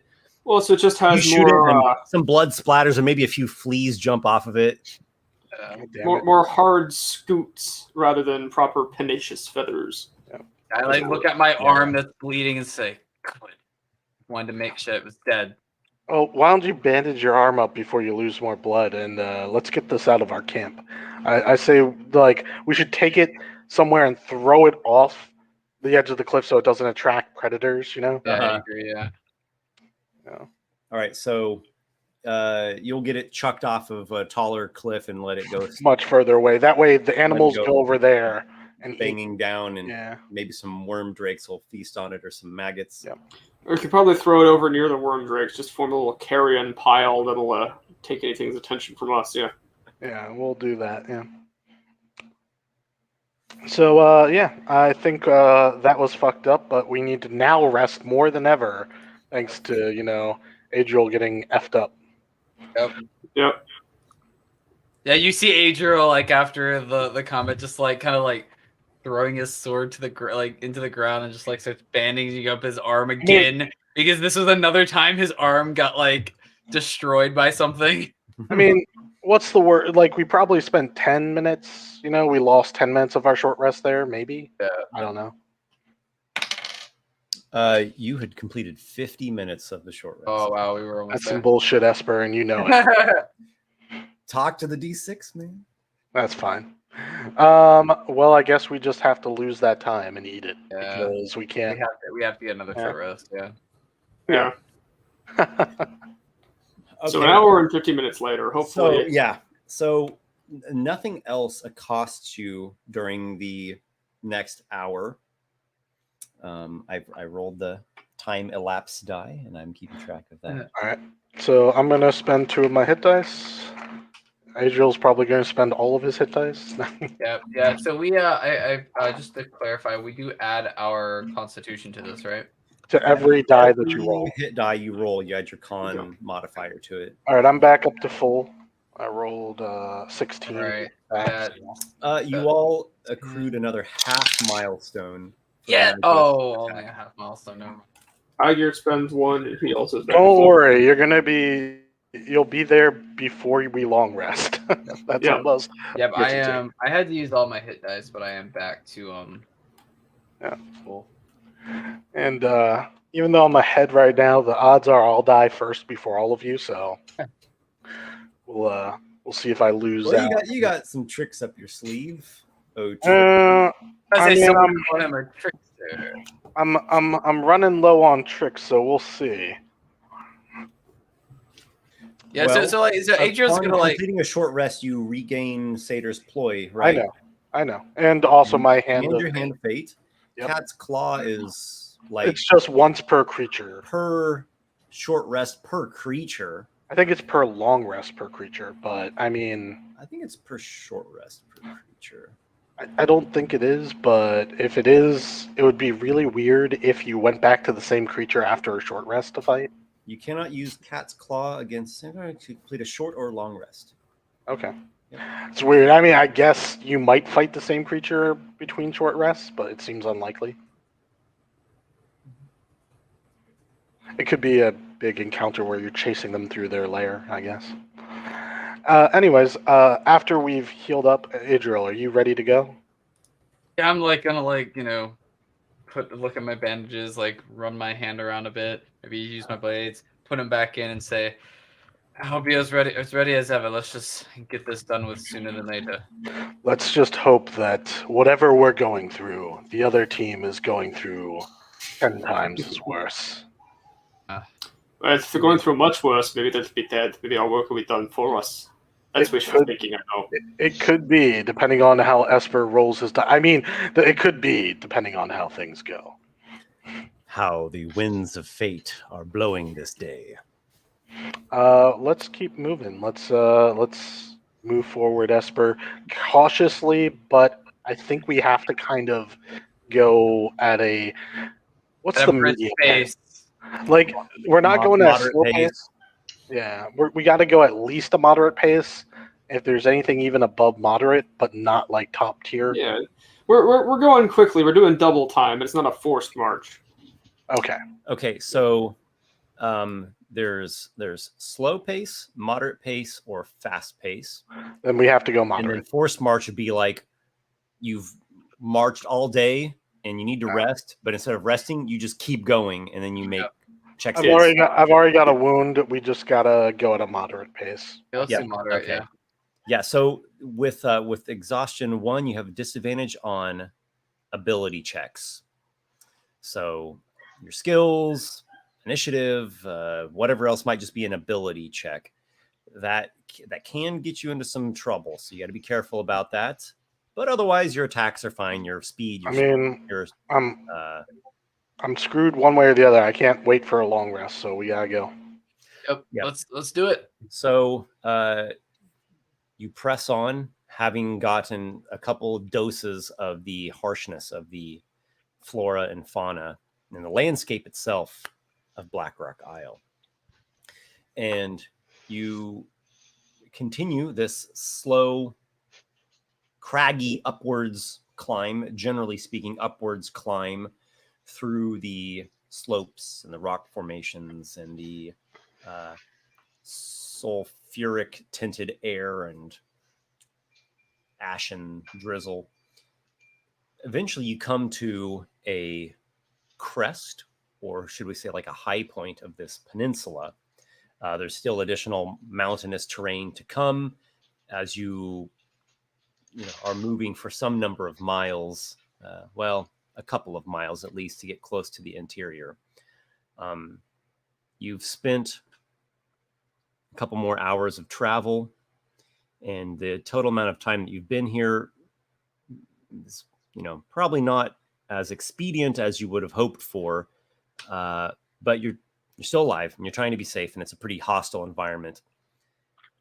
When you get to the crest that I spoke of, this high point of this southerly, southeasterly peninsula jut of the island, you see there in the, in across the way, over there yonder in the near distance, there's a rock formation that has an interesting or noteworthy look to it. Now, a lot of them here have looked spiky or jagged or even like fangs. You see that common form to these rocks, and it seems to be naturally occurring. And this formation here, this noteworthy one, also looks naturally occurring. It doesn't seem to be hewn or masonried or anything of that nature.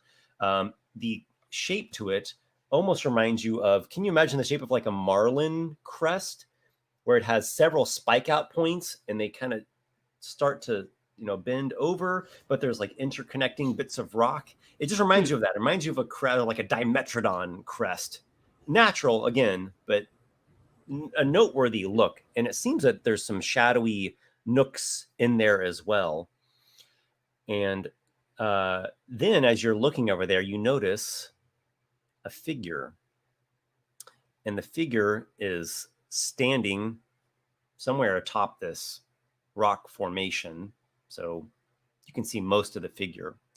It's a tall figure, a rather tall person. So you don't think an elf, not huge size, but like a large size, or maybe the very highest end of medium size, like around there, like around 9 feet or so tall, estimating.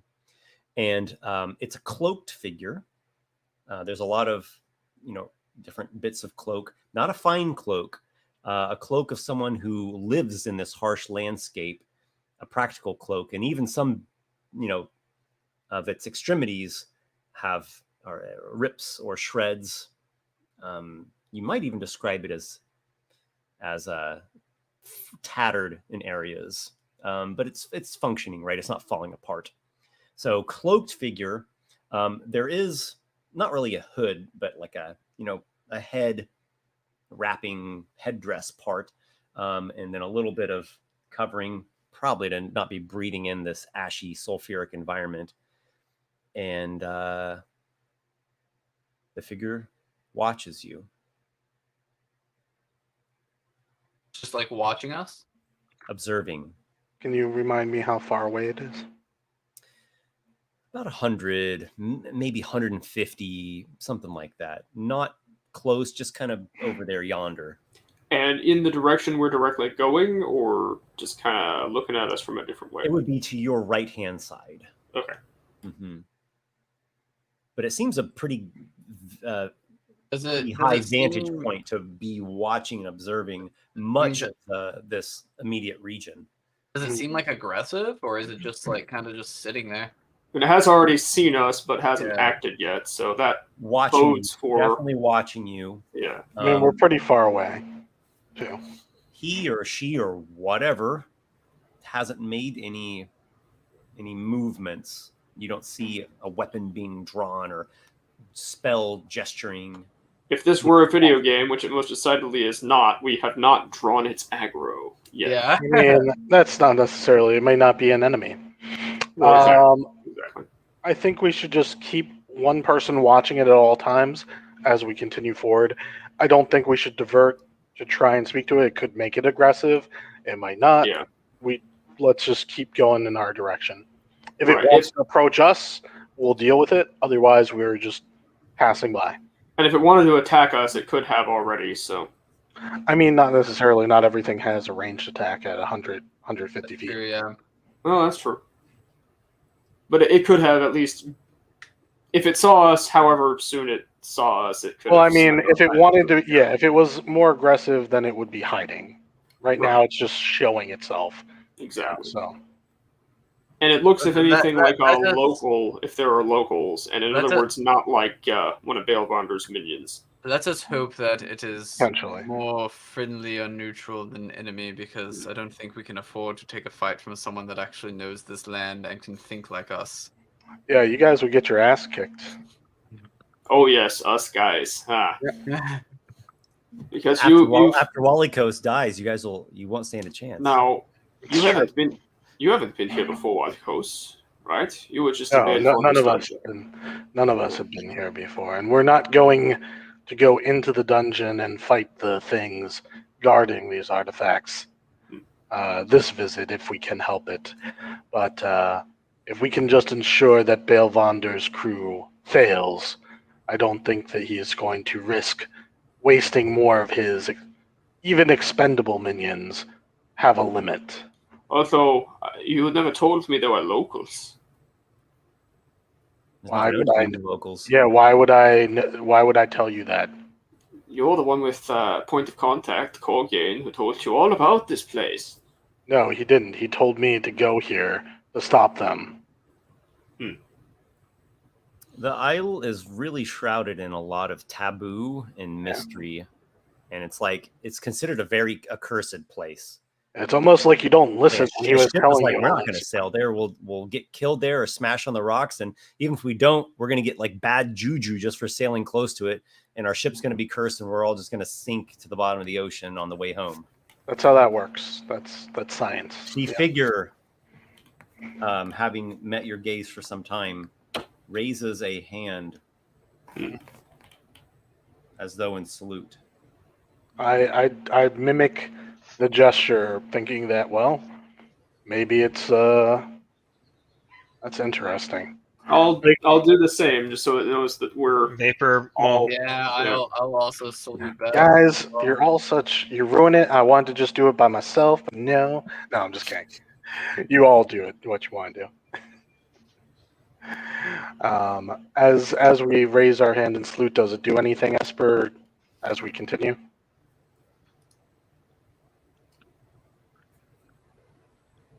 Oh. Oh, okay. So we actually see it make that gesture.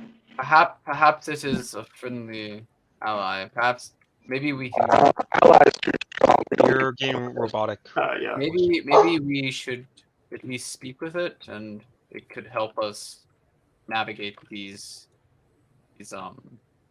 Baron. I say we only get as close as we have to. I don't trust that it is entirely as you say. Oh no, I agree. Let's only approach to the point where we can communicate with it. Yeah. So I'm gonna start heading in its direction. If it, wants to fight, then we're gonna fight. If it, yeah. If it's a trap, then,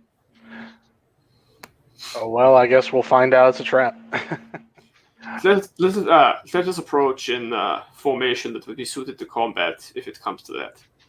Right, I get not make it suspicious of us. Might as well just go.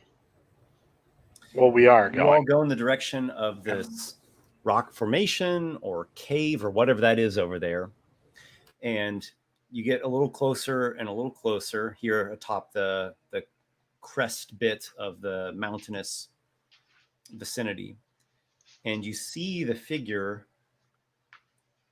disappear and then instantaneously reappear on a not so high up part of the rock formation. And then a few seconds later, the same thing happens, and then once more, and then it's just standing on the ground immediately in front of the rock formation. So it seemed to have a manner of teleportation, maybe a short range teleportation.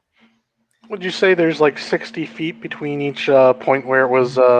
You didn't see it go as far as 60 feet with any of those. Okay.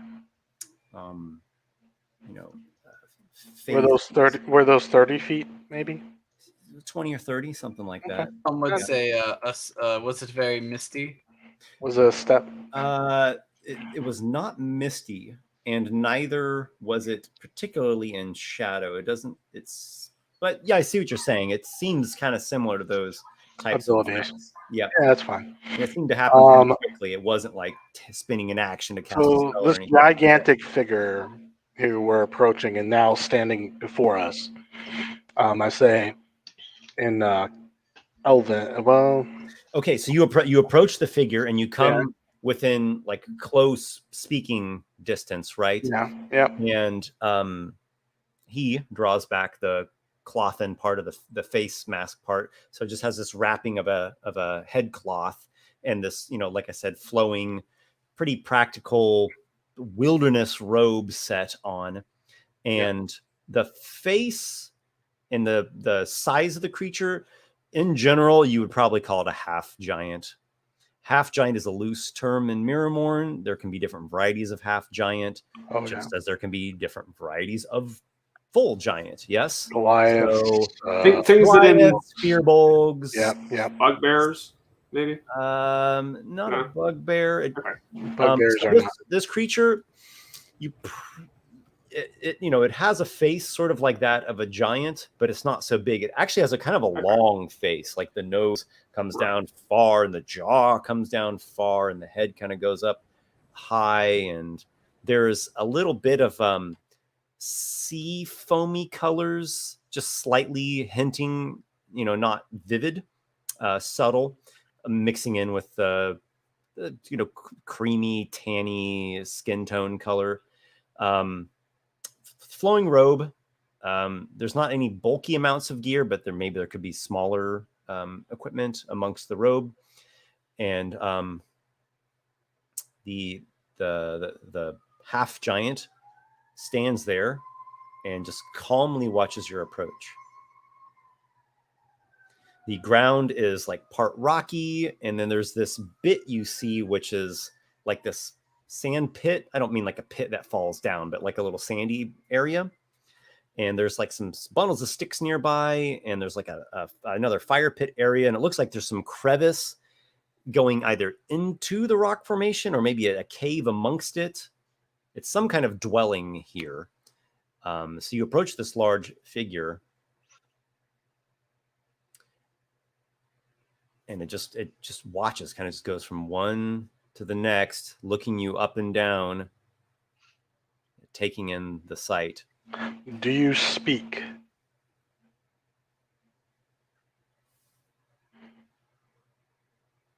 You are unable or silent. You are mute.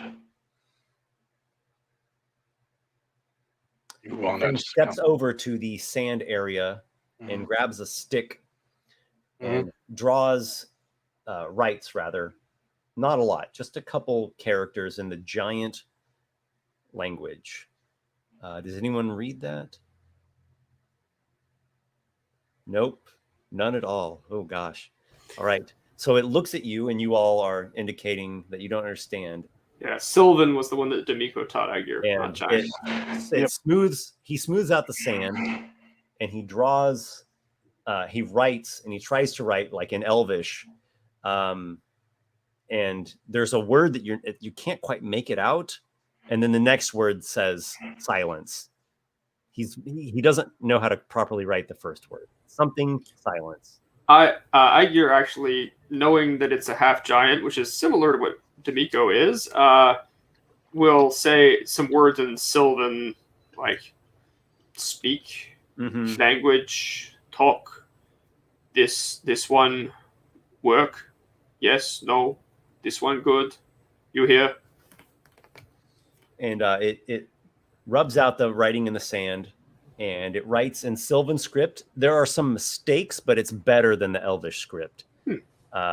So you can read this, and now you read it. It's slightly misspelled. It says vow silence. Oh, he's mute. No, he's taking a vow of silence. Well, yeah, fair. Yeah. Okay. He wipes that out, and then he writes. I think I speak Sylvan as well. I think that's one of my languages. Oh yeah, a Satyr. Yeah. Satyr, yeah, I think he writes this name. I just put it in a comment. Ninrod. You put in a comment. I'll sort of like point to myself and say Adriel. Then I'll point to the rest of them to sort of indicate for them to. We come here on a ship, and we are seeking. I know he can understand me, but maybe the gestures also help if he doesn't, quite, remember certain words. We're seeking others who come here, and I point in the direction that we know the Citadel is, to the Citadel, and we'll take something from there. Yeah, he nods. He points in the direction of the heart of the Isle of the Citadel. Mm-hmm. There are 4 of them. Yes, 4. Do you know where they are? He writes the word in Sylvan, within. Can you show us where they went in?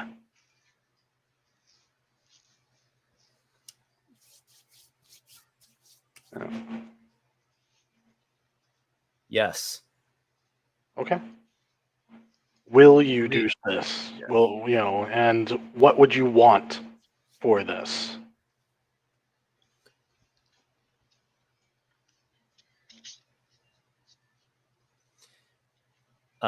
He writes 3 words. He writes no, take, and then there's some word that it may not even be in Sylvan. You think it's probably a giant word that he just used. No, take. It may be an artifact or something from here. Are you saying? Yeah. Okay. So he don't take something out of the place. No. Don't take what? What is? Did you I just want to make sure. I think he was shaking his head, but I think he was agreeing with me. Yeah, he seems to indicate that you're getting it right. Yeah. He seems to be indicating to you he can show you the place, but do not take artifacts out of it. Yeah, they're probably cursed, like this whole island, and if we take them, it'll be bad because someone else could take them and use them. So Ninrod, what is, and he points at that word. He can't say it aloud for you. He points to Walykos and nods. Yeah. Well, I mean, I just said what he was. He's talking about an artifact. Yeah, artifact. Yeah, I was just trying to find out like what it is so that we'll know. It's well, I could start saying words and he can nod, but like, wasn't what they were sent here for an orb of some sort? Well, it was the Godslayer axe and it was the Eye of Fire. Yeah. I think it was both of them, right? Or was it more one than the other? You know, there's rumors that perhaps those two are here, or maybe one of them here, or maybe others are here. I see. There's confusion, as the past often is. Yeah. Also, why Bale might not have spent his time coming here if it was just a rumor. Why commit all your forces on something that might be a waste of time? So, all right, let's yeah, I agree to his terms. Like, we don't want to take anything from the place. We want to stop them from taking what they are to Elvondor. I don't know if he recognizes the name. Do you know who that is? Yes. Do you agree that he should not get what is here? I think we're on the same page, but I want to, if we're gonna have a problem, I want to know.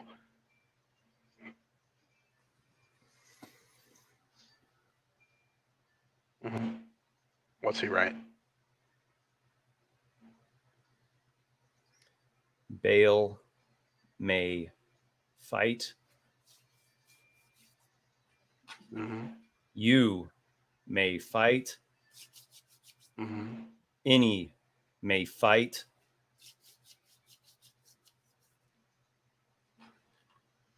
No take or something, probably. But no take. The word. Word. That's pretty much what I just wanted to confirm. He doesn't care what happens outside the island. What he cares about is what's on the island, not leaving the island. It seems to be. Yeah. Yeah. He seems to be pretty much, well, how could I say this? Do whatever you will. It's not his concern who's competing over Haven Island. He has a very He have no qualms about one force battling against another force. He doesn't care. Yeah. Do what you will. Make your way in this world. So that giant word. He doesn't want anyone removing stuff from those ruins. That giant word is in the Sylvan script, though. No, it's probably in giant. Okay, well, if it's written in the giant script, an attempt was made. Sure. Aygir will, from his cartographer's tools, pull out something to write on and something to write with, and really quickly just like... Oh, you're jotting it down so that you have it? Yeah. Exactly, because, you know, he, being who he is intensely curious to know what this thing actually is. Like, is this one of the artifacts we were told about? Is this something else? If we identify what it is, does that mean I can take something take other stuff? That? You're trying to, like, sophists this out. And when you finally translate, it's just bad stuff. Don't take the bad stuff. Or it's like memories. Yeah. It's like leave only footprints. All right. I think we can come to terms. If you will lead us to where they went in, we won't involve you in our fight, but we just need a guide. We've already been attacked. Time is running out. You know, we need to catch them as they leave, you know, wounded or, you know, basically, we need to catch them when they're weak in the moment.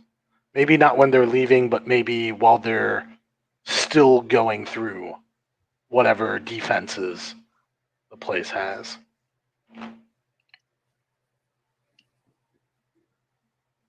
What's he writing yet? I stop them if needed. Oh, so he will fight. Okay. Well, only if we don't succeed, basically. Like he well, Adriel. Well, I wasn't saying that. Adriel, yeah. Sorry. Will you fight with us? Will you stop them with us? Together, we stand a better chance of succeeding than alone. I'm willing to make a persuasion check or whatever you think charisma would be, appropriate for this. He writes some more words. Actually, make an insight check. I can do that. Yep. The persuasion thing also might play into this too, but I want to. So let's see where we're at. Establish something first. Yeah. Yeah. 15. Okay, so he writes some more and gives a couple gestures. He keeps it all pretty limited, though he seems to be understanding everything that you're saying, or the majority of what you're saying. Written verse speaking can be totally different levels. Yeah. So based on all that and given the read that you're getting on him, it seems like the only thing he'll be involved with is if they're trying to take artifacts off the island. And in that case, he's going to step in and try to stop them. But if they're, if it seems to be if they're just going to take non-magical things, statuettes and gold pieces or whatever, he doesn't care. He doesn't care. If they fight you or you fight them, he doesn't care. Yep. The only thing that he's concerned about is he doesn't want the items coming off the island. If that's the situation that transpires and you want to help him, then great. Have fun. He's not going to stand in our way. He's not going to be like, no, you can't help me. Yeah. He doesn't seem to be basing anything on you all. Correct. He's not. If you just happen to be there and are helping him fulfill his task, then so be it. He seems perfectly content just to stop them by himself. So he thinks. Here is what I propose then based on that. You come with us. You watch. If they have the artifacts or are about to get the artifacts, we fight them together. If we see an opportunity to stop them before they even get to that, then we fight them, because it sounds like you're not going to step in. You can't know what their intentions are. We're telling you they're here to take the artifacts, but you're only going to stop them if they get their hands on the artifact. Or would you fight us before to prevent them from even getting their hands on the artifact? I mean, I think that we stand a much better chance together. You'll take less damage. You would be less weakened by working with us, than if you tried to do it alone, even if we fail. Make a persuasion check, Walykos. Yep. That's a nat 20. Plus... You're rolling it hot tonight. Well, not really. Like, I've rolled some real crap tonight, I'll be honest, but... well, the high rolls. The high rolls are the memorable ones. They're standing out to me tonight. Yeah. All right, so you speak that piece, and Ninrod strokes his long jut of a chin.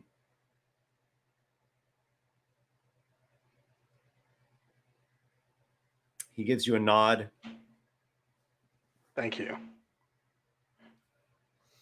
And he writes, I show way. Show us the way. And I think we'll just follow him because he knows this island, presumably. This is the way. Yeah. This is the way. All right. So I forgot to mention a detail way back. I guess I'll just put it out there. I don't think it had a bearing on anything, but I just wanted to note it for maybe a flavor text. Yeah. After you'd finished the rest and you continued on your way, you passed by the worm drakes, or maybe you went to kick them off to the side somewhere. They were not just lying down limply; they were coiled up. Yeah, it's like they coiled themselves when they died. They're shriveled. Yeah. Not in a deflating sense, but just more the position of their body. They coiled up. Would there perhaps be a medicine check or some sort of knowledge check that would tell us more? Yeah, that is possible. Go for it. Okay. Well, I'm not going to make this. I don't think I can. So I got a 2. Natural 20 for Vapor for that check as well. Okay. All right, I was gonna say if we're talking about this, I might know, but if Vapor chimes in, then I might just listen. Vapor, you inspect or you observe the coiled up corpses of the worm drakes. You do not believe they are actually dead.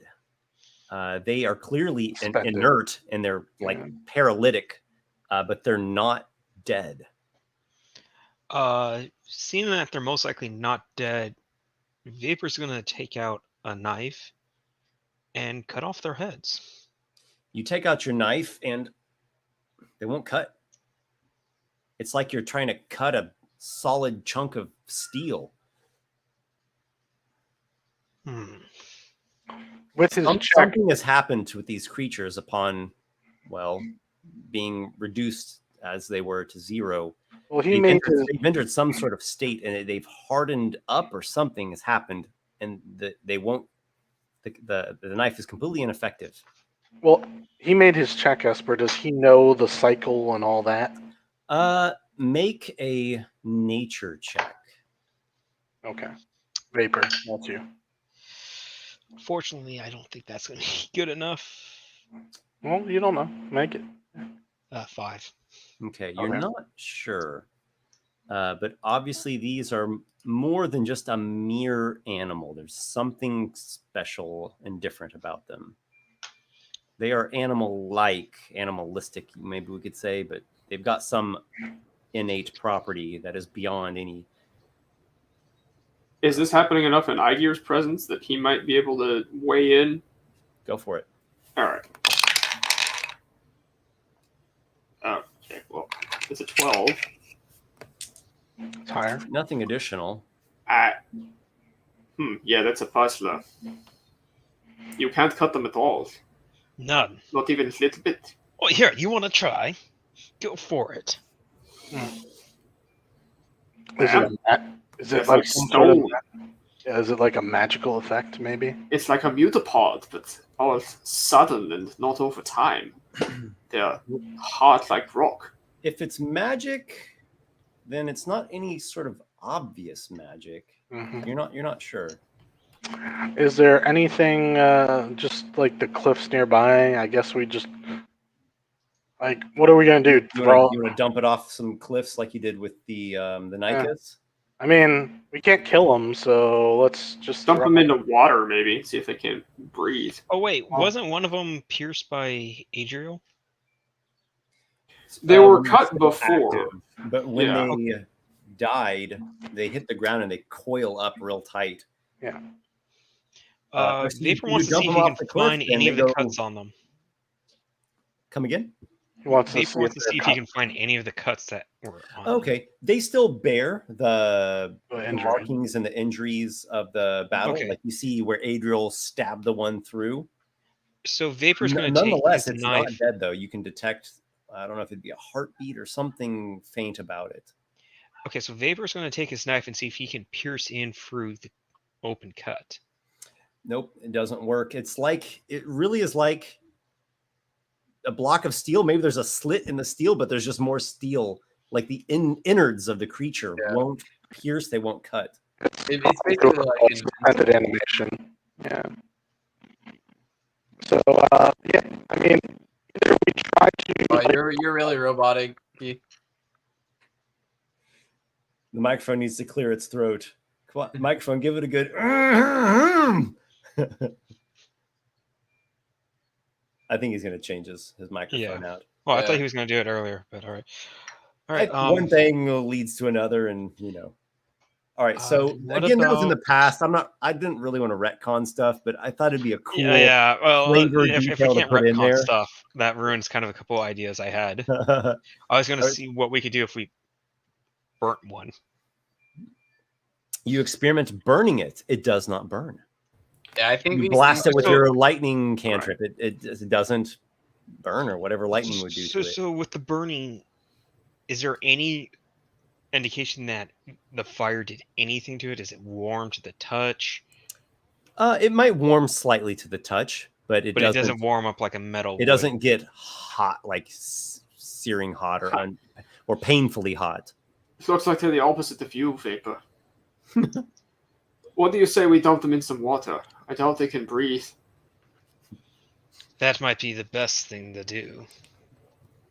That might keep And the entire time Vapor's doing all these experiments, he has his own pad out and is taking notes on this. Because this actually might be useful for potion. Also, did not Nimrod say that Elvondor's men were inside the building?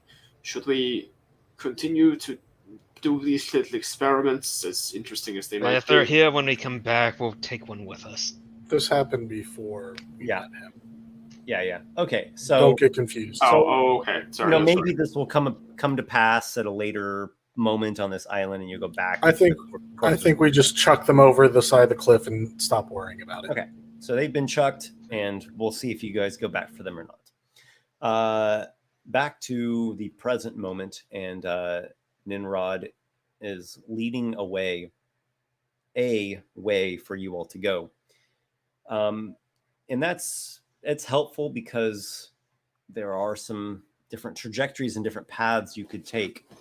The terrain immediately ahead gets precarious and dangerous, and there are patches of erratic geysering eruptions of scalding gas or scalding vapors,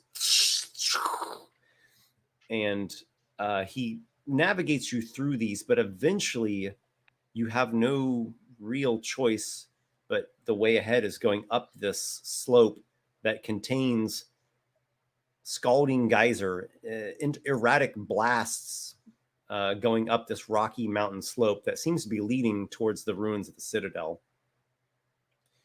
As best as he can indicate to you all, this is the least dangerous of paths. So, all right. Vapor's not happy. Yeah. So what? He doesn't really flinch or hesitate, and he actually makes a survival check to try to pick out the least dangerous of actual steps to take.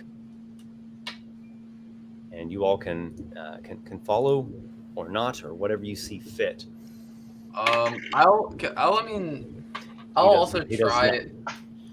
also try and see if I can see which ones are the safest. I mean, I'm not good at it, but I mean, it doesn't hurt to at least look out and. Yeah, Vapor would like to, but he's probably most likely going to follow this guy. Yeah, he'll probably just follow the guy too. But it's like if I see something that he doesn't, then. Well, so being the one that is a little bit skilled in survival, I'm gonna actually take a different tack and see if maybe just if I could tell if he's leading us a deliberately bad way to try and trap us or something. Because I have no reason to trust him, but also not every reason to trust him. Sure. I got a 14 on mine, on my survival. 10. Am I also rolling survival or something else?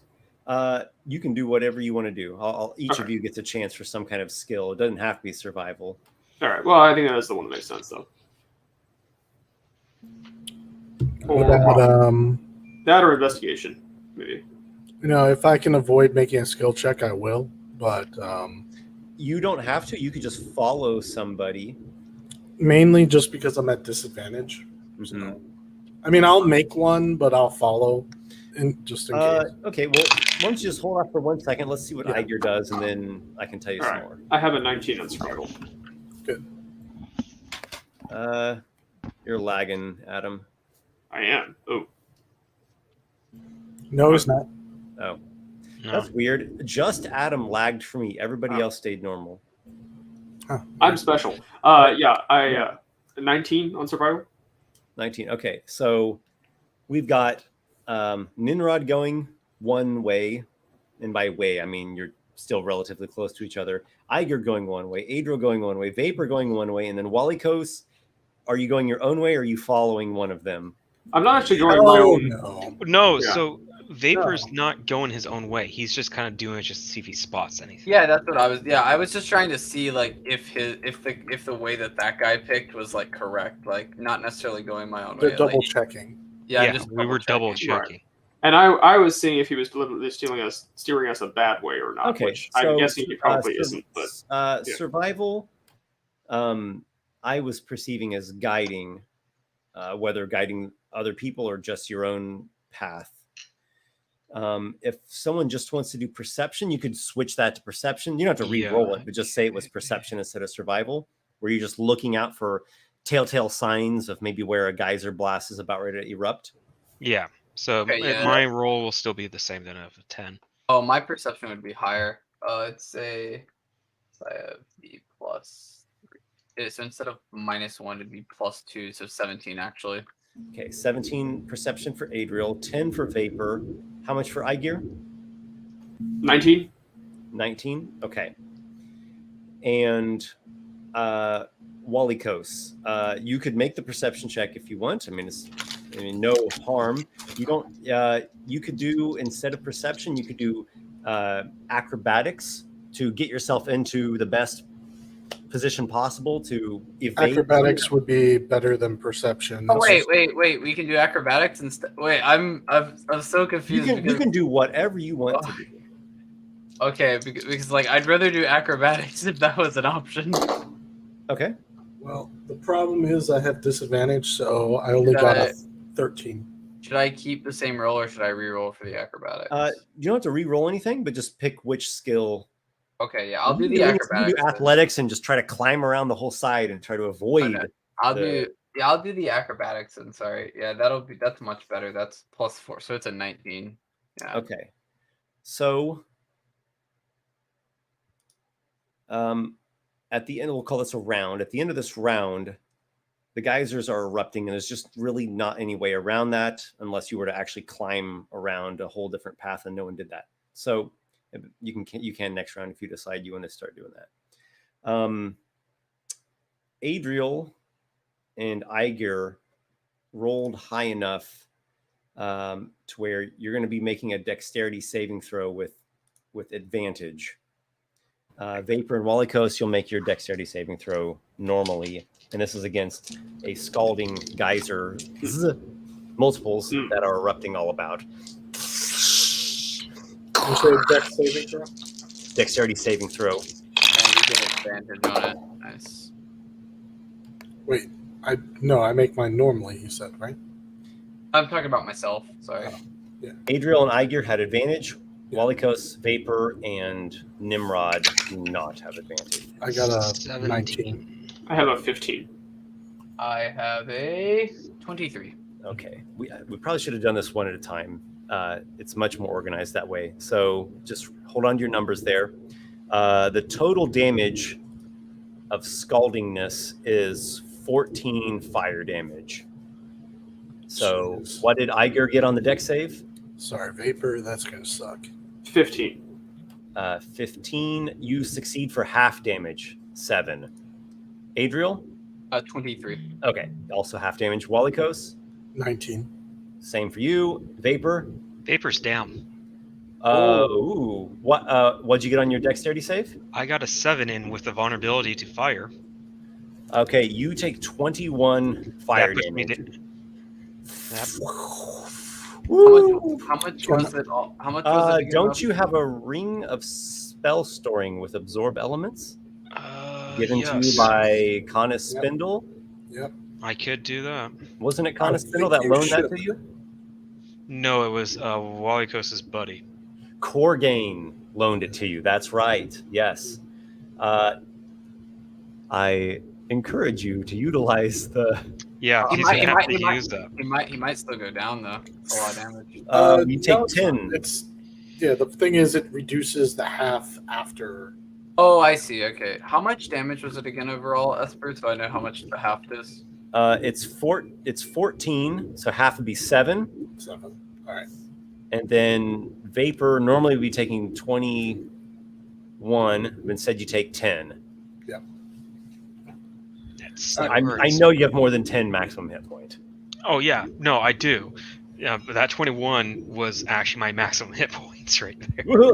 Well, this is why you have the ring. Exactly. Remember that you have it. I'm down to 8 hit points, though.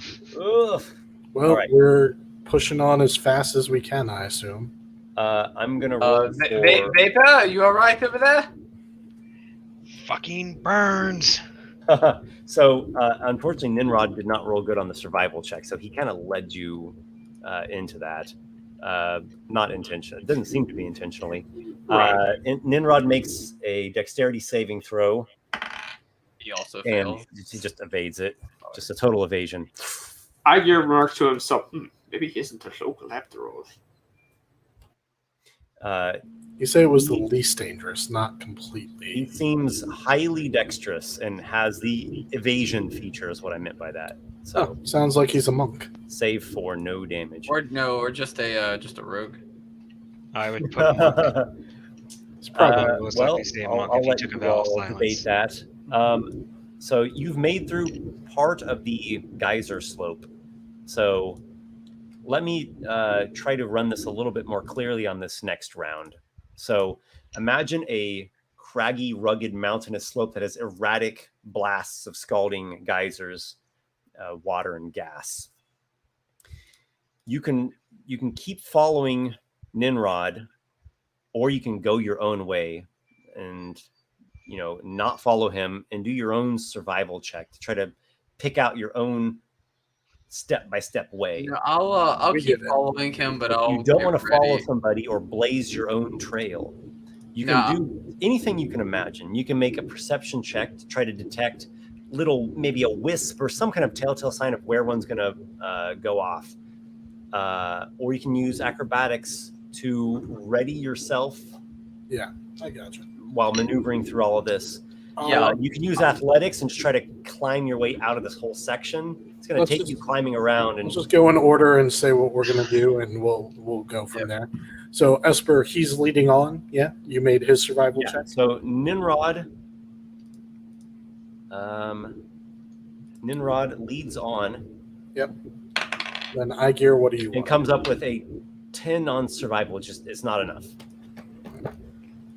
Do we know this? Do we know this as characters like that he messed up? Probably not, right?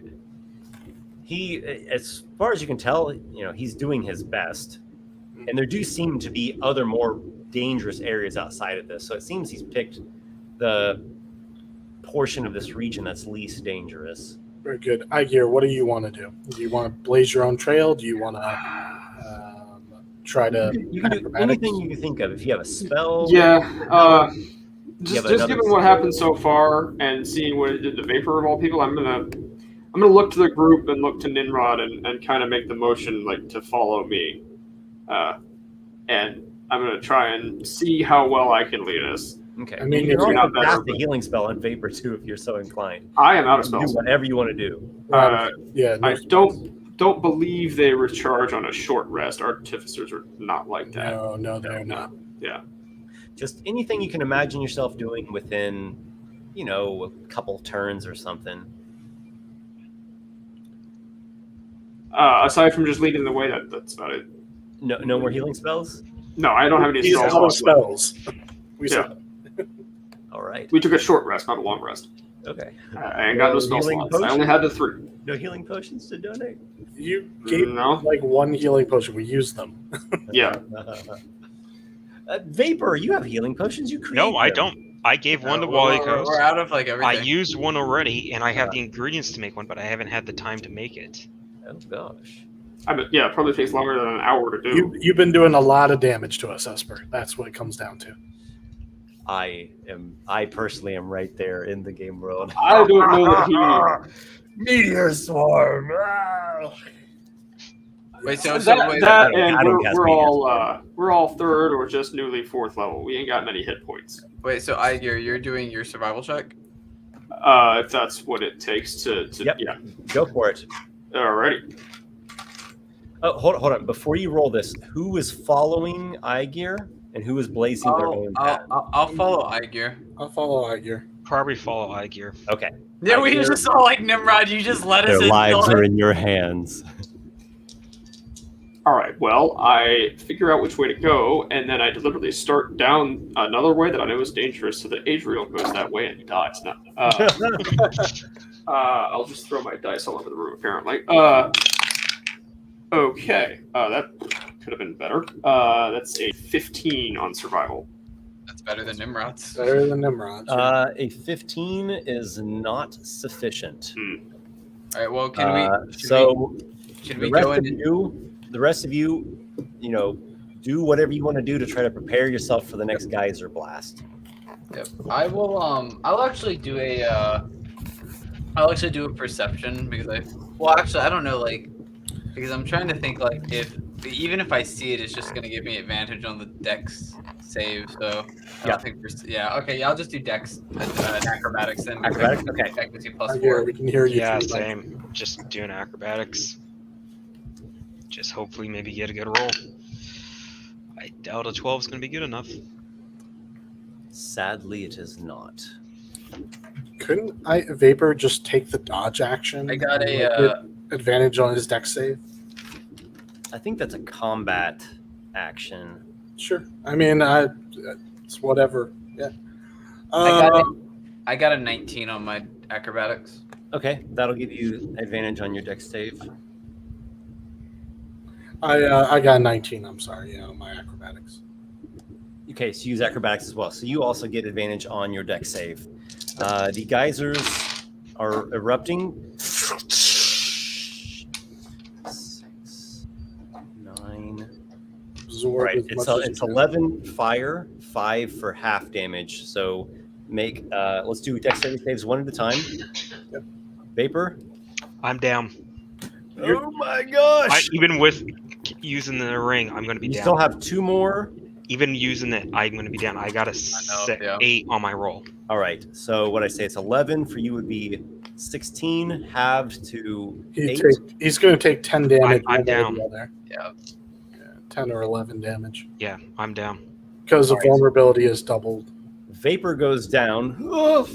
Can I try and catch him? Yes, you certainly can. I'll- Give me, Yeah, I'm fine if I take disadvantage on my save, but I auto catch him. Wait. Or whatever. How long have we been... oh, shit. I should actually be up to full hit. Did you not do your short I rest? forgot about my troll potion. Your troll. So... That's the reason why you're taking this much damage, so don't forget it. Yeah. So... And don't forget the positives. Okay, so give me a second. That would have been 11. How much damage what's your maximum hit point? 21. 21. All right, so you took 10 the first time. 10, so that puts you at 11. If you absorb elements, you'll take 8 and be at 2. Yep. 3. If I'm taking 8 from 3. 11. There you go. it's Yeah. 3. So if you Okay. absorb elements again, you'll take. So the 8 next and one's be going to at drop 3. no matter what.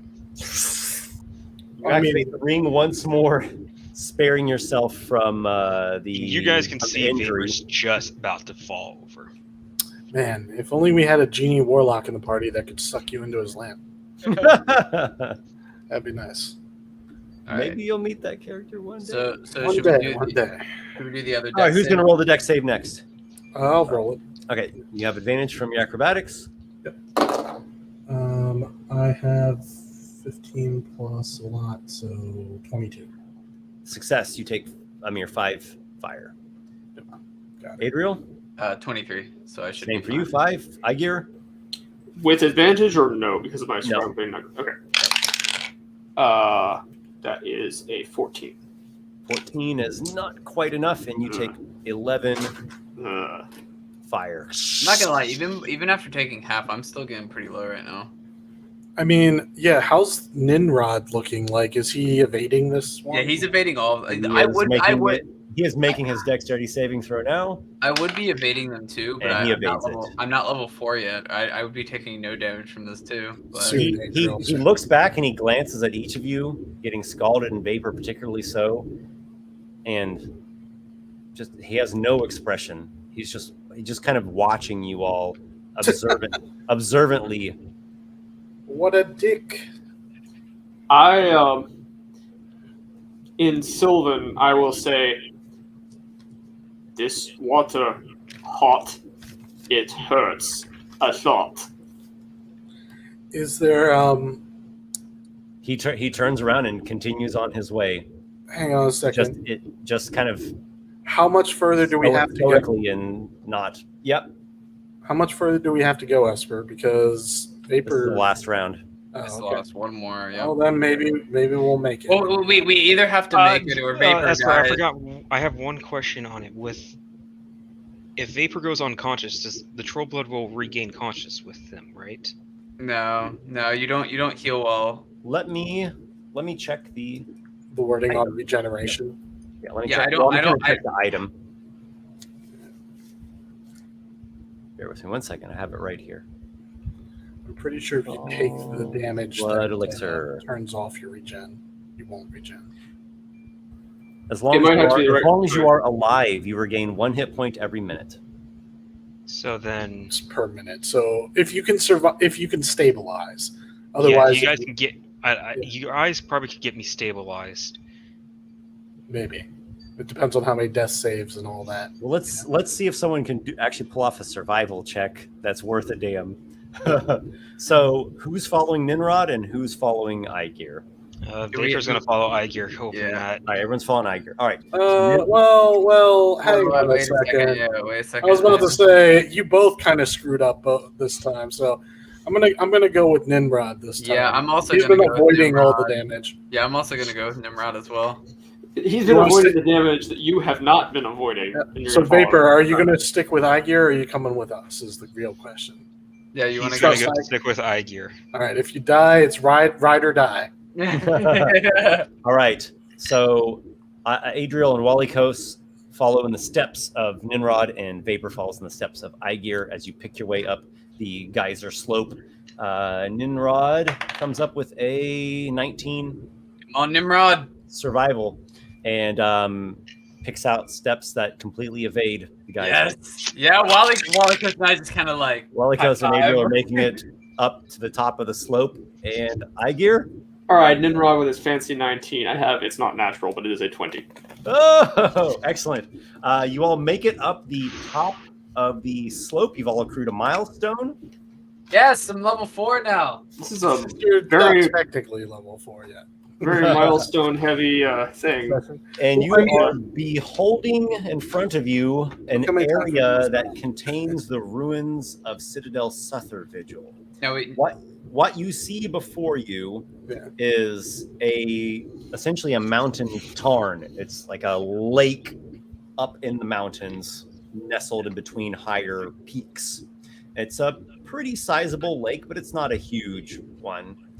The water has a slightly weird coloration to it, and the smell up here is not good. Within the center of the tarn is an islet, and upon this islet are the ruins of Satyr Vigil, and you see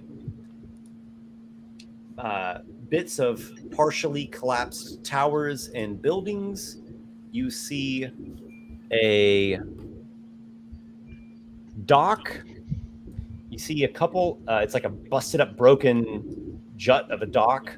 You see a couple of boats, like pretty big sized rowboats that are, there on the islet. They seem to match the giant construction. You see large steps reaching up. You see stones jutting out this way and that. Walls partially crumbled and partially still standing. Blocky stone columns. I may have missed something rather important in what you said, but you said there was a boat? Yeah, there at the islet, close to a, blasted out, shattered nub of a dock. No, that's fine. Did we miss that islet when we were circling the island, or is it one that we like in the mountains? Man, this is a tarn. It's like a water body up in the crags. Oh, okay. That's what confused me. I was like, did we not see them when we were there yesterday? Yeah, it's a lake, not a bay. Okay. I would like to push Vapor back into the to the geysers. That was just Long live the king. Oh, it's like that. Gotcha. Tarn, yeah, sort of like this. Sure. Yeah, that's fine. Yeah. Imagine that, but not so pristine and beautiful and majestic. More, totally. It's rugged and hazy and smelling acidic. like nasty. Someone call it a scalding tarn. Well, you don't see like wisps of hot vapor coming off of the water, but it is discolored and there is a nasty smell up here. It's probably poisonous. All right, lead on.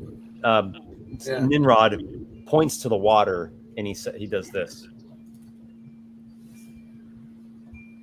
Don't drink the water. I was about to say, if he was about to tell us to drink it, I'd be like, "You drink it." You drink. Yeah, I think we already know to not drink that water, Nimrod. But thank you.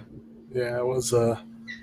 That's just in case any of us are idiots, He gestures at the ruined giant citadel, and then you see him phase up onto a rocky precipice to get a good overview of the area, and there he remains, observant and watching. I'd like to ask him something. Wait, didn't I convince him to work with us? No, only when we go back, I think, on the way back. I nat 20'd him on my persuasion. He was going to come with us. He said he would show us the way. Like, his exact words were that. Okay. I would like to ask him something. I'm going to say, Nimrod, do you have anything to potentially help our comrade here? And I'm going to gesture over to Vapor and say, we're trying to help deal with this situation, but it's going to be a lot more difficult if we don't have Adriel, a friend here at full capacity. Adriel, you know he regenerates, right? Yes, but But it's very slowly. I don't think it's going to take an hour to get down there. I mean, if he's not campaigning for a 3 out of 21.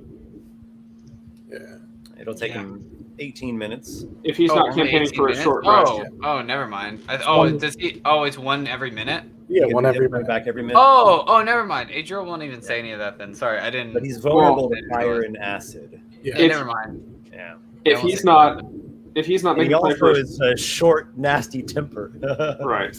If he's not making a play for a short rest, though, Aygir will, because Aygir is also in the point where he couldn't take one hit without going down. I actually don't have it. Are you all planning just to? Well, you tell me. Go ahead. I mean, so can we see the entrance where they went in, or are we outside the entrance where they went in? You look across to the islet, and the first structure is a partially ruined tower, and it actually is coming up out of just this little rocky bit in the water. Mm-hmm. And there's the islet proper. Yeah. You see there are this like blasted out nub of a dock, and there's this other side that might have been a dock as well, like a parallel one, but it's in worse state. And then there's like steps going up, and there's this big structure, stony, blocky structure with columns and platforms, and more steps going up. And there's like a way that you can't really see because it's like behind high walls, a fortification, really. So it seems to be like maybe there's this watchtower and then the main. I turn to Nimrod and I say, "Where did they go in? Which one of the where?" I mean, you saw them, yes? And that's his response. He stands there, placid and stoic. You're quite helpful, aren't you, Nimrod? I attack him. No, I'm just kidding. Adriel will say that though, sort of just like, "You're quite helpful, Nimrod. First you get us shot up in a geyser, and now you won't even help us now that we're here." It's fine. Look, Esper, so I'm not going to pretend. Maybe I'm not understanding all the options here. It sounds like there are multiple entrances, potentially. Potentially. You imagine that there's a main entrance, as in what was originally built to be the main entrance. Being that it's in a ruined state, there could be holes or crumbled walls that could now be effectively entrances. Here's the thing. They had to take a boat to get across here, right? Do we see that boat where it is? You see two boats, in fact. One is by that broken up bit of a dock, and then the other boat is there where there's this little sandy bit between some of the rocks. Not understanding which side. Okay, so that's on that side. Both of these. Yeah. So there's no boats on our side. Correct. I turn to the Nimrod and I'm like, are there more boats? Can you at least tell us that? Otherwise, we have to wait for them to sail back anyways. Yeah. He gazes out at the islet in the middle of the tarn. Mm-hmm. No more boats. All right. Well, let's take a short rest then, guys. We're not going anywhere quickly. Might as well rest. It seems like Corrigan should have given us a folding boat if he had known. Yeah. I mean, but anyway. Worst case, so here's what could happen. They might come out, sail back to us, and then we fight them. Or we might get done our short rest and then decide a new course of action. Exactly. Yeah. So, Esper, we're resting here under the watchful gaze of Ninrod. Right. Actually, for a not angering Ninrod point of view, us completing our short rest and then them sailing back to fight us and us getting some pot shots in while they're on the boats, that would be ideal. I mean, I don't disagree.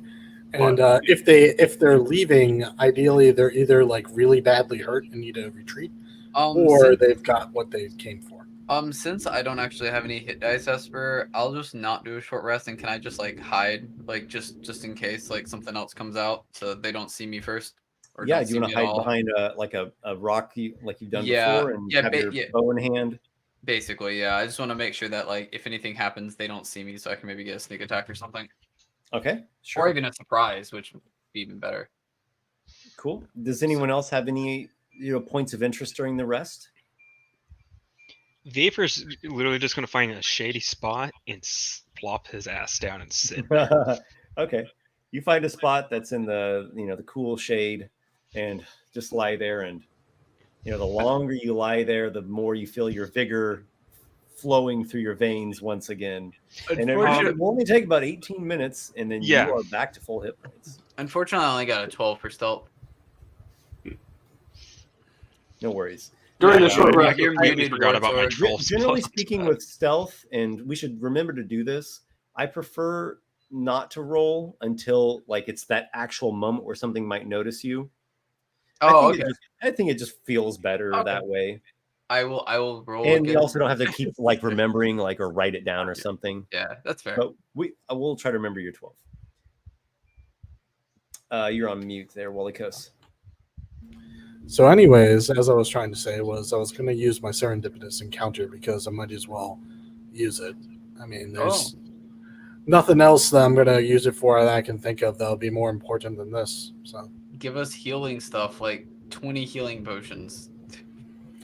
Well, we'll see what Esper gives me because it's up to Esper. It is Nimrod himself who I'm going to use for this, and I was thinking that you were going to do this. So, well, he's been kind of a jerk so far, so I don't know what he's really going to help. So, I'll say this, and I mean everyone's going to have their own subjective opinion, and that's fine. But like the way that he, in my mind, is acting is not so much jerk or being purposefully rude, but just more reserved and aloof and neutral, really is probably the best word I can say. And he seems to have a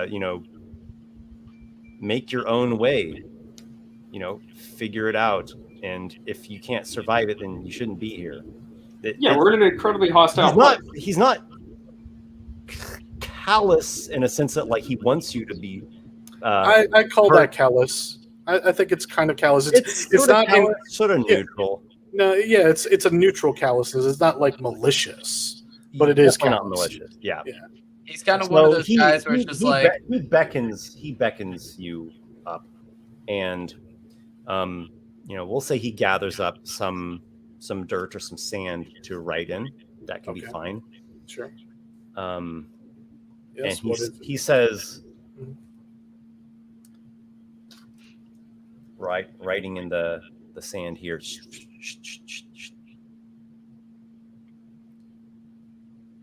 Here,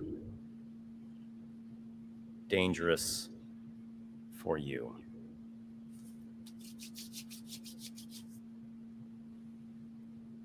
I wonder why.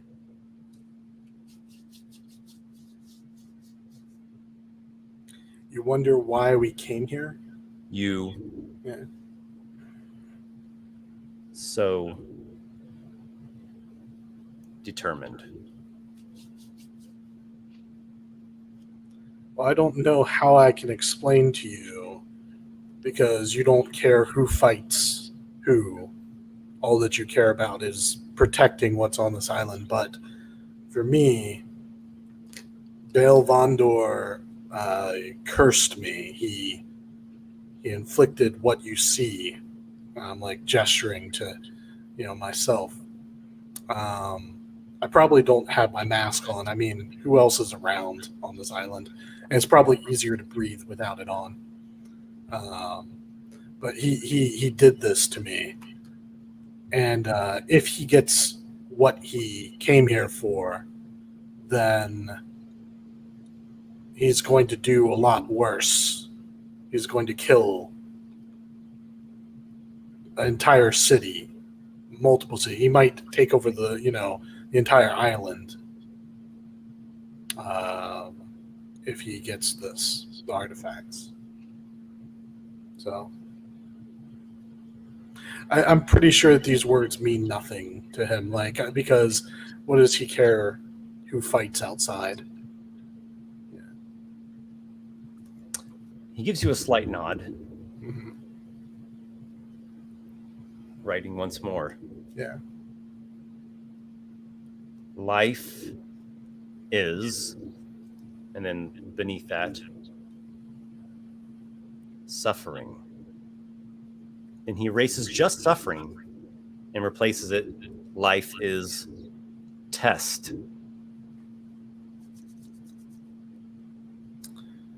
Life is challenge. He erases the whole thing, become more. Wait. Before he does that, I stop him. Before he does the before more. And I erase the last bit. Life is, and I've erased challenge. And I'm going to actually write something. I'm like, life is,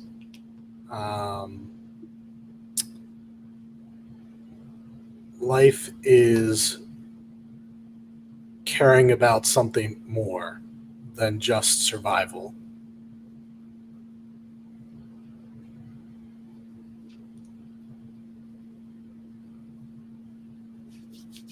And I'll see what he says to that. I not born here. This is test.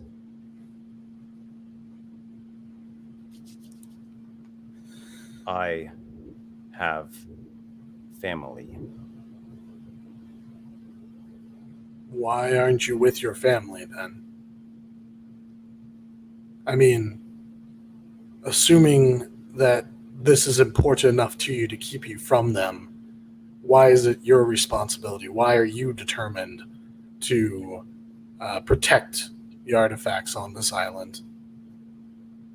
Were you somehow responsible for their creation or for whatever, is here? He writes two words. The first word is not really in Sylvan. You're not quite sure what it is. Maybe there's some check we could make. The second word is order, though. Something order. Let's see. I don't really have any good knowledge skills, so I'm probably not going to figure that out. But I'll call Aygir over and I'll be like, Aygir, can you look at this word? Maybe you know it. Aygir could potentially know this, actually. Make a history check, Aygir. Alrighty. That is the one I'm good at. That could have been better, but it'll work out to being a 16. Okay. You don't have specifics, but you have a couple general notions. You do know of an order, and you can't remember what exactly their name is. It's some word that's not a common word. It's not like iron or it's not any. Well, I've made that clear. All right, so it's a Sylvan word, though, right? It's not in Sylvan that he's written it in. Yeah, sometimes he doesn't have the word in Sylvan, and he writes it in Giant, or he writes something that's like this weird amalgam, and it just doesn't pan out. Like a pigeon of the two? Okay. Yeah, he tries. Like, again, an attempt is made. So it's this order. You've heard something of it. You can't remember very well, but there's this island north of the Cloud Steppe, and there's supposedly this monastery of this order on this island, and they're priests or monks or defenders of some kind, and they have this philosophy that they follow, and they're a secluded order. It's not like a monastery, a philosophy on the mountain over the town. It's a secluded thing. They have a philosophy that life is a challenge, and are they known for taking vows of silence? You have the vague idea in your mind is that they are very some would call them strict. Other would say that they are like an extremist order, not in the sense of like they have this like radical plan to change the world, but like they voluntarily take on extreme challenges. Okay. As you get, really, it's like a religion is what it is. Right. So maybe in his mind, this is his way to reach his afterlife, is to take on the most not unfathomable, but like the most difficult thing that he could possibly find in his, within the sphere of his reality. So I think that's why he's here, and I think that's why he's taken a vow of silence. We are coming close, so I feel what is he going to like tell me something here? Like he wanted to know why I'm so interested. I tried to explain, and he kind of gave me some information about himself, but I don't know if that's what this so I will let you choose. Mm-hmm. You can either get an item, or you can have him help you with something related with this islet. With information, with getting you access to the Citadel directly. What is your preference? I think we can figure out how to get to, like, I don't think we need him to get to the Citadel per se. He could make it. Do you want to make it easy? Yeah, let's just take the. He has a gift that he can give. Sure. All right. He reaches into his. You can always use stuff. Robe, produces a small cloth sack, and hands it to you. Oh, what's this? 2. Okay, open it. You open it. Inside there are 2 stones. One looks like a stone, sort of like a smoothed pebble, like a mountain, river stone, smooth thing. Yeah. And the other one looks like a chunk of ice. He points to the smooth stone. He puts his hand on the rock that's nearby, and he goes like this. Pass through stone? No. You pass through? So give me something, a shake of the head if I'm not getting it. It's not a stone that passes through. He writes. Yeah. Meld into stone. Okay. So this will let me meld into stone. Yeah, it's a spell effect where you go inside the stone. I'm familiar. Yeah. What's that? I'm familiar with it. Unless you want to. So it's that an action. It's a consumable item. You use it, and you can use meld with stone immediately. Okay. The other item, the ice chunk. He reaches into his robe and he pulls out a dagger. You notice there's a second one in there, by the way. He's only pulling one out to show it to you. Okay. And the dagger looks like a shard of ice, and it glistens with like this frosty mist coming off of it. Mm-hmm. And then he points at your dagger.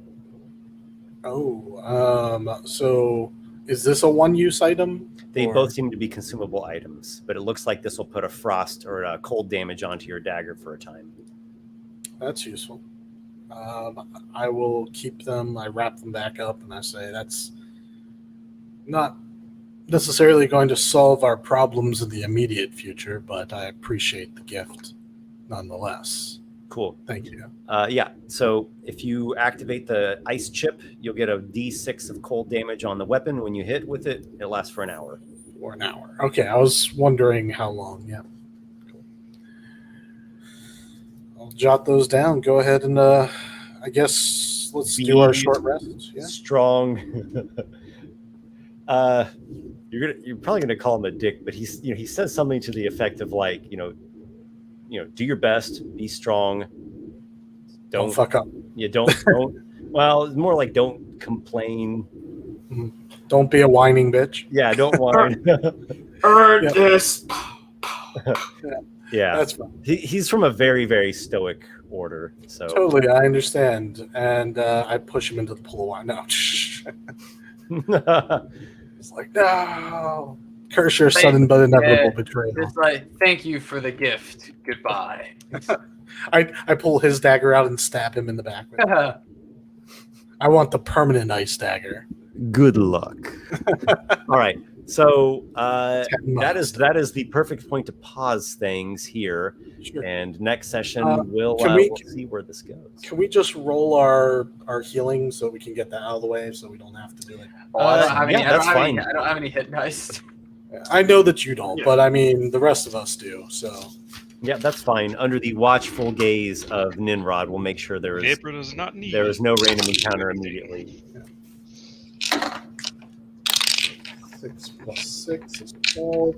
Exactly gets me back to full, and that's all my hit dice.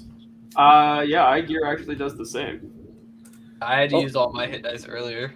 It's cool. We're all going to be no hit dice except for Vapor, so.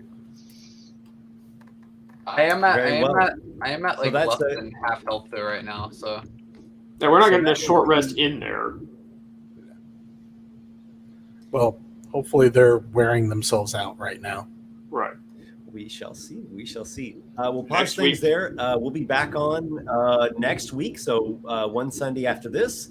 Thank you guys for playing. It was another great session. Thanks everyone for watching, and look forward to the next session. Indeed. Yeah, for sure.